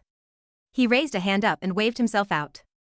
Your turn, Issei. Pay attention to her, and don't stare at her tits. You've asked the impossible of me. What things could you possibly have to do now? Rias asked Naruto with a raised eyebrow, and he only answered as he was closing the door behind himself. It's better you don't know. Minus 10 minutes later. You see, Issei, so I want you to become the pawn in my peerage. Not only will you become a servant for me, but I can offer you protection against fallen angels. You'll be able to grow stronger as well, and one day you might even be able to become a high-class devil and gain your freedom, and gain your own peerage. Rias explained, but she didn't have to wait long for an answer. Sign me up. Issei shouted as he stood up with determination in his eyes. Peerages were like harems, right? You're not going to ask more questions. Nope, just turn me into your servant. Seriously, this is a big decision, and I will understand if you want to. Shut up and take my soul. Stop interrupting. Seriously, Rias, the boy's made up his mind already. This is the most determined I've seen you, Issei. Naruto came back into the room, once more interrupting Rias when she was talking. Everyone looked towards him, before they sweat dropped when they realized that Naruto looked very different than when he left. He was covered from head to toe in blood and black feathers. The fact that the vast majority of his body was covered in blood alone was surprising, but add on to that the fact that Naruto had black feathers on him, it wasn't hard to imagine where he had been and what he had been doing. Where have you been? Issei asked Naruto when he saw him. It's better you don't know. Why are you still in my room? Naruto deadpanned when he saw a certain lowly fallen still naked in his bed. He didn't mind the fact that she was still there so much as he was surprised. Usually when you had a one-night stand with somebody, they were gone by the time you got back. Well, it was technically a 3-night stand, since he had sex with her 3 times now. That didn't matter so much as the fact that she was still in his room after he got back from school. You've got some interesting toys, Middle said as she looked at 2 of the strongest swords in existence hanging from his wall. Really, if she were capable of picking them up, she would have totally stolen them. Sadly, she wasn't able to wield either holy or demon swords, so she was unable to steal them from Naruto. Not happy to see me? Middle asked with a raised eyebrow. Naruto hummed with a raised eyebrow, not so much unhappy as confused. I literally ripped Rainier to pieces with my bare hands. Why aren't you back with Gregory? Naruto asked her with crossed arms. Middle smiled. I'm a traitor, I can't go back now. You killed Rainier, it's not like I can go back after both failing my mission and supporting Rainier when she turned traitor. Since we've had sex twice, 3 times. Right, we did have that quickie after you killed Rainier. You were super hot when you were soaked in her blood. Middle had the most pleasant smile in the world. She had to admit, when she had sex with him while he was covered in Rainier's blood, that was the best quickie she had ever experienced. Usually she never came from a quickie, but she had possibly had the largest orgasm of her life. Even larger than when Naruto brought her back to his room later that night and screwed her again. Anyway, since we've banged a few times, I feel like we're close enough where you'll let me stay here. Now that I'm a traitor and don't have a home. Middle spoke, and Naruto snorted. Not exactly how that worked. You assume I trust you. Naruto told her, do you have to trust me? I mean, the only way I could go back to Gregory is if I did something to make them overlook my traitor status. Middle added as she looked at the swords. She clicked her teeth in annoyance again when she practically admitted that she would have stole the swords in a heartbeat if she could. I can see that look, and it's not like I'll be living here for free, I'll be paying rent with my body. Middle gestured towards her nude body with a wink. Naruto glanced at her small breasts. You want me to protect you? Naruto realized what she was doing. There was little doubt in his mind that she could turn to others for a place to stay. She was not an inexperienced girl, she was pretty talented at sex, and that came from somewhere. It was clear she had other lovers in other places she could turn to. Middle sighed. He was asking too many questions for her liking. I will have sex with you in exchange for you letting me live here, and protecting me. Middle did mention the earlier part of her agreement. She was fine with using her body to pay for her rent. The fucking, because she could not call it lovemaking, was pleasant for her, so she was still winning in both situations. I'll even get a kinky little maid outfit and do chores around the house. You're strong enough to protect me, and I'm willing to do all kinds of nasty things for you. The way I see it, we both benefit from this deal, right? Middle asked him for confirmation. She offered a hand out to him, and smirked when she saw him glancing at her hand. Damn it, she was so cute begging for help like that, and the image of her in a kinky little maid outfit was too much for him. Naruto got his phone out and typed something on it. You're lucky you're so cute, you know, I would have protected you if you just asked. You already know my weakness. Naruto pointed out with a snort. She blinked. Right, his weird cute weakness. So? Middle didn't really care. She thought it was a pretty hot fantasy, and she loved gothic/maid styled clothing. The fact that the man in front of her was strong, capable, and somebody that she could get to do what she wanted was just more reason for her to actually want to have sex with him. Hell, she's had sex with far less impressive men and women before Naruto, so he far exceeded her usual standards. What did you do on your phone anyway? Middle asked as she looked at Naruto with a raised eyebrow. Naruto took his shirt off in response, and she smiled savagely. She liked that answer. I was letting Granny know that you're staying here. Anyway, move over, I'm going to take a nap, and then I'm going to go train. Naruto told her as he pushed her over. He didn't mind if she stayed in his bed, but he was going to rest before he trained. That way he would be fully rested and able to train to his heart's content. She blinked at him for a moment before she saw him lay down next to her. You going to ravage my cute body? Fuck it. Not it, me. With Rias. Hey, oh Naruto, you clown. Rias laughed as she looked at the text that Naruto had sent to her. Hey Rias, keeping a fallen angel at my house, it's the one I had sex with. She remembered Naruto's joke about having sex with Middle, and honestly, she found it funny that Naruto was continuing onwards with his earlier joke. It showed commitment to his humor, and while she was curious as to why he was bringing it up out of nowhere, she was happy that she had something to lighten her day. She had some frustrating days ahead of her, so his jokes were a pleasant surprise. Ha ha ha, come on Issei, just crawl a few more feet and you have done another complete lap. You have a long way to go to catch up to everyone else. Rias clapped her hands as she sat on Issei's back. She was making him crawl across the ground, going around the school's track, using nothing but one of his hands. She had seen Naruto doing it one day, and figured that it would be a good way to get Issei up to speed with everyone else.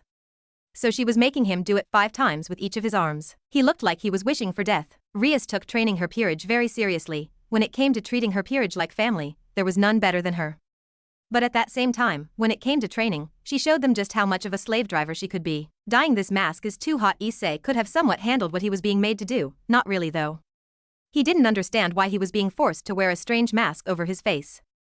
He could understand it had something to do with his sacred gear, something he learned how to activate when Rias explained it to him. He didn't understand why Rias was so insistent on making him train his sacred gear by wearing the mask. Issei has a sacred gear that's pretty easy to use. With this mask he should be able to be pushed into a balance breaker pretty easily. Rias thought as she watched Issei struggling. She could feel, or rather sense, the mask draining energy from both Issei and his boosted gear at the same time, and releasing it around him, no doubt making it much harder for him to store power and use his sacred gear, thus forcing Issei to put more power and willpower into the boosted gear, and as a result rapidly speed up his growth rate for using it. Even if he didn't reach his balance breaker, at least his stamina and magical power would somewhat increase. She didn't know how much the increase was going to be. He was her newest, and only, pawn. He had a lot of catching up to do before he was even close to combat ready. You're worse than Naruto. Speaking of Naruto, you've grown rather close to him, haven't you? Rias pointed out with a raised eyebrow. She got off of Issei and decided to let him rest. Have I? I mean, he pushes me around a bit, but I can tell he doesn't really do it to be mean. Issei stopped and thought about it. He hadn't known Naruto long, but he felt like he could trust his fellow man pretty well. Naruto was a pretty honest guy, and he was very upfront about a lot of stuff, so it was pretty easy to bond with the guy. If you got past his intimidating aura and size, then the guy you would get to know was actually a really cool guy. Not to mention Naruto went out of his way to help him, when he didn't even know that he needed help in the first place. So yeah, Issei did believe he had grown closer to Naruto since meeting him, and Naruto never looked at Issei with eyes of disgust that others looked at him with. Looks like the masks are the real deal. I should take one of them and have Gasper wear it. Maybe then he can learn to control his sacred gear, and he can live with everyone else. Rias thought to herself as she listened to Issei try and put his thoughts into words. She had confused the boy with her statement. She felt the same way. Naruto was quite the confusing guy in general, but the feeling of trust that she was feeling towards him was scary in how quickly it formed. She hadn't known him long, but he had already managed to become very close to her. If she didn't know his sacred gear was twilight healing, she would have guessed it was something that let him hypnotize people into thinking they're his friends. It was honestly quite frightened. With Naruto, achoo, bless you. Middle deadpanned when she looked back at Naruto. She was surprised when he sneezed out of nowhere, even more so when his hands moved to her hips as he got ready to insert. She was face down into his pillow, though she did crane her neck to look at him, with her chest against the bed, ass in the air. One weird thing for a fallen angel to say. It's more of a courtesy than anything. Middle pointed out, since fallen angel or not, you said bless you when somebody sneezed. It was just common practice. And 2, you seem eager to have sex with me, even though I tortured you. Naruto mentioned to her as he rubbed his tip against her moist slit. Middle gave a small smirk. You tickled me, not the worst thing you could do. Anyway, you're super strong, nice to look at, and you're not a bad lover. I'm not like those human girls that are taught to shy away from sex. I'm a fallen angel, I'm not afraid of showing my lust. Middle was proud of herself when she admitted that. By having sex with you, I get protection and sex. I don't see how I don't win here. Middle bragged about her new situation. In what way wasn't she winning? Ding. Oh, it's Rias. She would like me to help train Issei. Sorry Middle, but I've got to go. We'll continue this when I get back. Naruto pulled his pants back up and put a shirt on. Rias was no doubt a good trainer, but Issei needed to learn to train like a dragon, and that was something only somebody who had trained like a dragon would be able to help him with. That or get training from an actual dragon, but Naruto had spent his entire life being trained like a dragon, and he shared a lot of the same ideals and personality traits of dragons.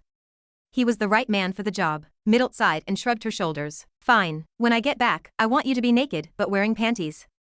A girl who is mostly naked is a lot hotter than a girl who is totally naked. Naruto told Middle as he started his way out the door of his room. She sweat dropped. Did she even want to know? The balance breaker, is it truly this hard to master? Rias couldn't help but think as she watched Naruto train Issei in how to activate the boosted gear's balance breaker. 5 days into Issei's training, and the boy was showing almost no improvement at all. All that was increasing was Issei's stamina, other than that he wasn't improving in much else while his dodging ability was improving more than it had been. Rias didn't have a sacred gear. What she knew about them came from studying and helping Yuto train in his sacred gear. She knew enough about them to help somebody learn to summon their gear and how to use it, but she couldn't help much further than that. This is impossible. Issei panted on the ground, completely covered from head to toe in bruises in the shape of Naruto's fists. He had the boosted gear activated on his left arm, and he was wearing the BB training mask, dubbed thusly by Rias, on his face. Are you even sure that I can activate the balance breaker? Issei asked with a look towards Naruto standing before. Naruto standing in his Twilight Saint affection armor. The boosted gear and divine dividing are two of the sacred gears with the easiest balance breakers to activate. Unlike most other sacred gears, it's possible to attain the balance breaker for them through sheer willpower. Naruto stated to Issei as he powered himself down. He returned back to his base form and showed no loss of stamina. Rias couldn't help but marvel at the ease in which Naruto could activate and deactivate such a state without any loss of stamina. You just lack the willpower and motivation to activate your scale mail.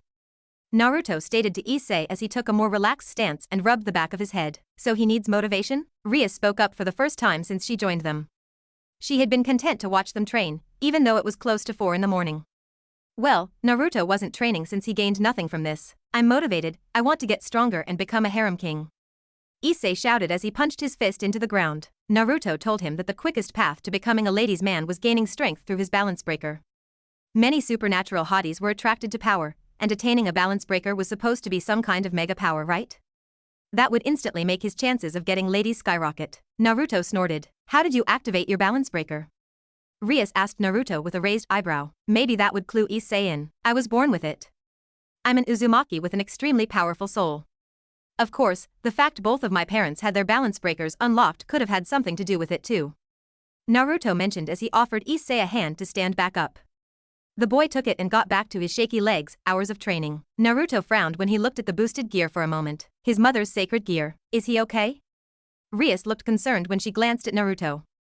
For a second she could have sworn that she saw Naruto glare at Issei with an emotion that bordered on resentment. She didn't know if she was just seeing things, because moments later that look was gone. So if we increase his power, he's activate his balance breaker? Rias asked to try and make things clear. If that was the case, she would just increase Issei's training to the point that it would break him and rebuild him from the ground up. Oh no. Issei whimpered. All that will do is increase his time limit for when he does activate it, and shorten the time it takes for it to activate. Naruto admitted to Rias how her idea wouldn't truly work. It took more than just strength to activate a balance breaker. He needs enough willpower to force it to evolve to the next level. Right, Issei? Naruto asked Issei with a smirk. He taunted Issei, hoping that by doing so he would awaken some kind of drive. If you've always had your sacred gear activated, then how would you know how to train others? Issei questioned when he realized that Naruto shouldn't know anything about doing something that came naturally to him. Birds didn't know how to teach birds to fly, they just threw their babies out of the nest and hoped that they learned to fly. Naruto sighed in annoyance. Issei realized what he said and covered his mouth. Issei, no Rias, he made a fair point. For me, using my balance breaker is as easy as breathing. So, if you want I've activate your balance breaker. Issei, trade your boosted gear to me, and I'll show you proof. Naruto stated as he extended his hand towards Issei. His twilight healing appeared on his hands as a golden aura extended around his body. Huh? Rias asked in confusion. That was possible? She had never heard of people trading sacred gears before. She had heard of people extracting sacred gears from humans, but never trading them to each other. This isn't going to hurt, is it? Issei asked as he looked at Naruto's hand. Naruto's idea of helping him usually involved hurting him in some way. Helping him against Rainier involved punching him, and helping him activate his balance breaker also involved punching him a lot. Usually Naruto's form of help came in the form of pain and punches, so while Issei trusted Naruto, he couldn't help but dread how much it was going to hurt. It doesn't hurt. Okay then. Issei grabbed Naruto's hand. Unimaginable pain. Ahawk. Issei screamed in horrible pain when he collapsed to his knees. His body was consumed in a red aura as his sacred gear was transferred out of his body and into Naruto's body. He could feel Naruto's sacred gear appear on his body. The boosted gear vanished from his arm and instead were replaced by the silver rings of the twilight healing on his hands. It felt like his body had been ripped to pieces. Issei. Rias shouted in worry. I lied. Naruto stated when Issei fell to his knees, the pain over when the transfer was complete. It actually hurts a lot. My family apparently didn't like to do this a lot. Naruto admitted as he rubbed the boosted gear on his arm with discomfort. Though he didn't make a noise, he couldn't deny the fact that it hurt him just as much as it hurt Issei. He was just used to those levels of pain. Why? Issei asked as he regained his breath. Because you would have chickened out. Don't worry, when we trade back, it won't hurt. The trade only hurts when you give your gear. Naruto told Issei as he walked away a few steps. Issei didn't even bother standing up. He didn't even think he could move his legs. His entire body felt like it would give up on him if he moved too much. Though, just to get this over quickly. I want my sacred gear back. Naruto frowned as he looked down at the boosted gear. He wanted it off his arm as soon as he showed Issei what it was capable of. Naruto's already terrifyingly strong and right now he has his mother's sacred gear, Rias thought as she watched Naruto turn to face them. Naruto raised the boosted gear up. Welsh Dragon Balance Breaker. Neither Rias nor Issei were prepared when waves of red power radiated off of Naruto. They could feel Naruto's overwhelming willpower, and just his overwhelming power when he forced the boosted gear to awaken its balance breaker through his willpower alone. Two large red wings came out of the waves of power, and flapped once, the red power fading away to reveal Naruto wearing the red armor of the boosted gear. Naruto stood menacingly in front of them, his red dragon aura making him glow, before he tamed it completely. In an instant Rias' eyes widened when she saw Naruto activate the completed balance breaker of the boosted gear. This is the difference between us, Issei shivered when he saw something that he might one day be able to attain for himself. No, this is the difference between our willpower. Naruto crossed his arms as the menacing aura appeared around him again. What could I, who am about to awaken, and the heavenly dragon who has stolen the principles of domination from God, Naruto chanted as the sound of a different voice appeared layered with his own. The boosted gear's armor became more dragon in appearance, growing in size as the intimidating aura around Naruto only got more intense. His body started to grow larger, more dragon-like in size as he synced his dragon aura up with the dragon aura of the boosted gear. I laugh at the infinite and I grieve at the dream. I shall become the red dragon of domination, and I shall sink you to the depths of crimson purgatory. Naruto spoke darkly as the red waves of aura covered up his forms. Juggernaut Drive. The waves vanished as Naruto showed off the boosted gear's Juggernaut Drive to Issei and Rias. He towered over both of them completely. Holy, Issei muttered, sweating nervous bullets as Naruto raised his giant fist up and clenched it. Submit. With a single word, Naruto gained complete control over the Juggernaut Drive. Naruto used his power to negate the auras of other dragons to completely negate the negative effects of the Juggernaut Drive. With full control of the Juggernaut Drive, Naruto let loose a roar that split the sky itself, the clouds all vanishing. The ground shook, and the ocean trembled around him as he enhanced his own natural powers to great amounts. Of course, that only negated the fact that the Juggernaut Drive would try to sap him of his stamina and life force. Through sheer willpower, Naruto overpowered the willpower of the boosted gear, and retained his sanity. He even attained a form I've never even heard of. This is amazing. Issei, I don't think there is a better person to help you learn how to use the boosted gear. Rias spoke as she looked at Naruto with eyes sparkling in sheer amazement of the possibilities. Yet Issei marveled at the transformation as well. It was almost like the boosted gear was supposed to belong to Naruto. Issei could tell that Naruto would be a much more fitting wielder than he would ever be. When he looked at Naruto, it was like he was in the presence of somebody greater. Even when Naruto powered down from the Juggernaut Drive, back to the scale mail, and then back into the base form of the boosted gear, he could still feel that aura of domination coming from Naruto. He wanted to submit. Come on, Issei, I want my twilight healing back. Then we will get back to your training. You aren't going to keep it? That power, it's better with you then. This is your sacred gear, Issei. Even if I can use it better than you, it's not mine. Anyway, I have no desire to keep this power. Naruto offered his hand back to Issei. Issei looked up at it, before he nodded and grabbed Naruto's hand. As he grabbed it, the transfer started to take place again, but this time it didn't hurt. It felt right, like something that belonged to him was being returned, and as it was being returned, Naruto helped Issei back to his feet. When the transfer was over, Naruto let go of his hand and looked back at his hands. This feels right.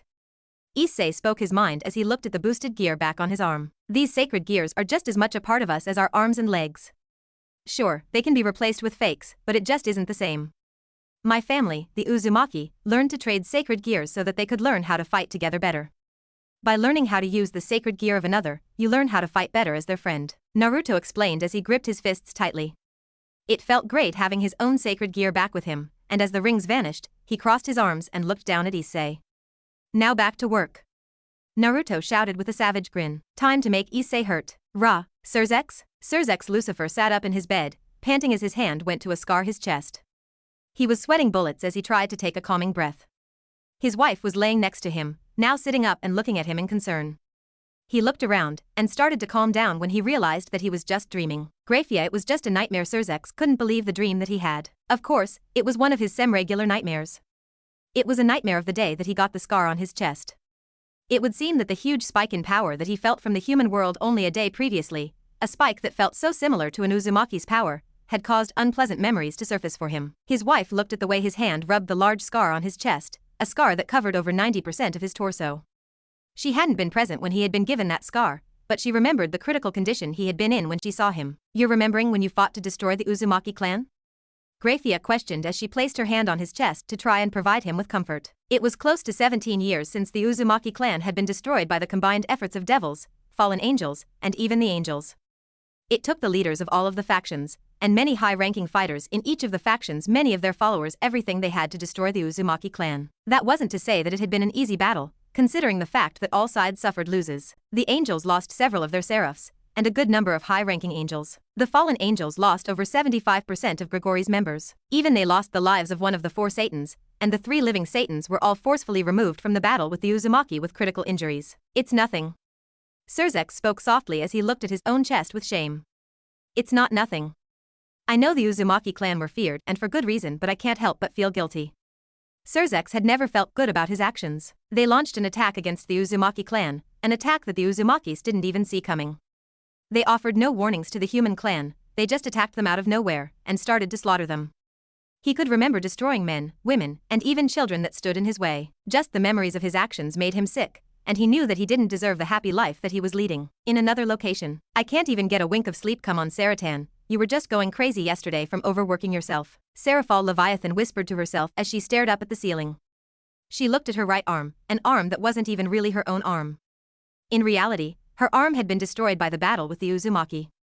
Not just her right arm, but her right leg had been destroyed as well. It was only thanks to the leader of the fallen angels making artificial limbs for her that she was able to function normally. She was afraid of going to sleep. Yesterday, she had sensed a power so great and large that even though it had come from the human world, she could feel it in the underworld. Of course, the power felt just like the power of the Red Dragon Emperor, but at the same time, she could practically taste the Uzumaki lifeforce mixed in with that power. It was like standing in front of Kushina Uzumaki. Gulp. Seraphal gulped when she remembered the day she met that woman. She was a strong devil, she was one of the strongest of her species and gender, but she had felt like an ant before that woman. The potential showed by Kushina Uzumaki had been the breaking point in the decision to destroy the clan she came from. The Uzumakis were feared, and for good reason. They had been destroyed, but the warriors of the Uzumaki had taken many people down with them. For every Uzumaki that was killed, between 10 and 100 of their own forces had been killed. She shivered at the memory of all of the cries of agony and fear that she had heard and caused. She almost resigned from her position out of guilt, because she could still remember the looks of fear on those innocent children's faces. With the Gregory, can't sleep? That was the Red Dragon Emperor, wasn't it? That power that I sensed was my rival. A young man wearing the divine dividing scale mail spoke as he looked at the sky. Behind him was his mentor, who was standing firmly with a frown. He had asked the question, having noticed his ward had been awake, and looking like he was going to go and fight against the Red Dragon Emperor. I thought you said that he was the weakest Red Dragon Emperor in history. You lied to me. Valley, I wasn't lying. From what we've gathered, Issei Hayadu is extremely weak. This power I sensed was far closer to the power I felt from the previous Red Dragon Emperor. Azazel spoke with a deep, concerned frown. That made no sense. Fallen, Kushina Uzumaki is dead. She died after killing my previous host. I can confirm that. Not even an Uzumaki could have survived the wounds she suffered. Albion spoke from Vala's sacred gear.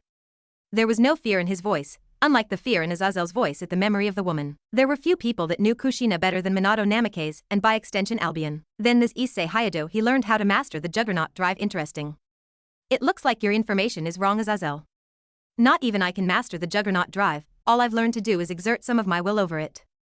The power I sensed yesterday, it was leagues above my own. I've excited to fight my rival. Valis spoke with a calm smile. He didn't mind if his opponent was stronger than himself. That was what he wanted. He just wanted to fight and beat strong opponents.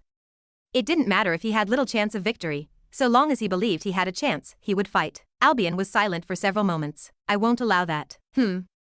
Azazel raised an eyebrow when the dragon sealed in the gear decided to voice a lack of desire to fight the source of the power. I recognize that dragon aura, it was the same aura as my last user's son. I don't know why he would have dragged though. You have no chance against him. Vala Naruto Uzumaki is immune to the powers of other dragons, and his dragon aura can negate other dragons' powers. Even Ophis would be reduced to a weakling if it came in contact with his dragon aura. Albion spoke up for many reasons. There was no chance of victory, and Minato had been his strongest user, so he simply had no desire to fight against the son of his strongest wielder. That would be like betraying Minato, and he didn't want that. So this Naruto Uzumaki isn't the Red Dragon Emperor. Is it possible that he was using his power to suppress the power of the Red Dragon Emperor, and we just assumed that they were the same person? Azazel had no issues speaking with Albion casually. Vala seemed interested in this as well. The power to negate the powers and abilities of other dragons to the point that even the strongest of dragons would be reduced to weaklings? Interesting. That might be the case, Valley. It isn't in your best interest to fight right now, and if you can avoid fighting Naruto, do it. If I meet this Naruto, I'm going to fight him. I'll show him the power of the divine dividing. Vala spoke with pride.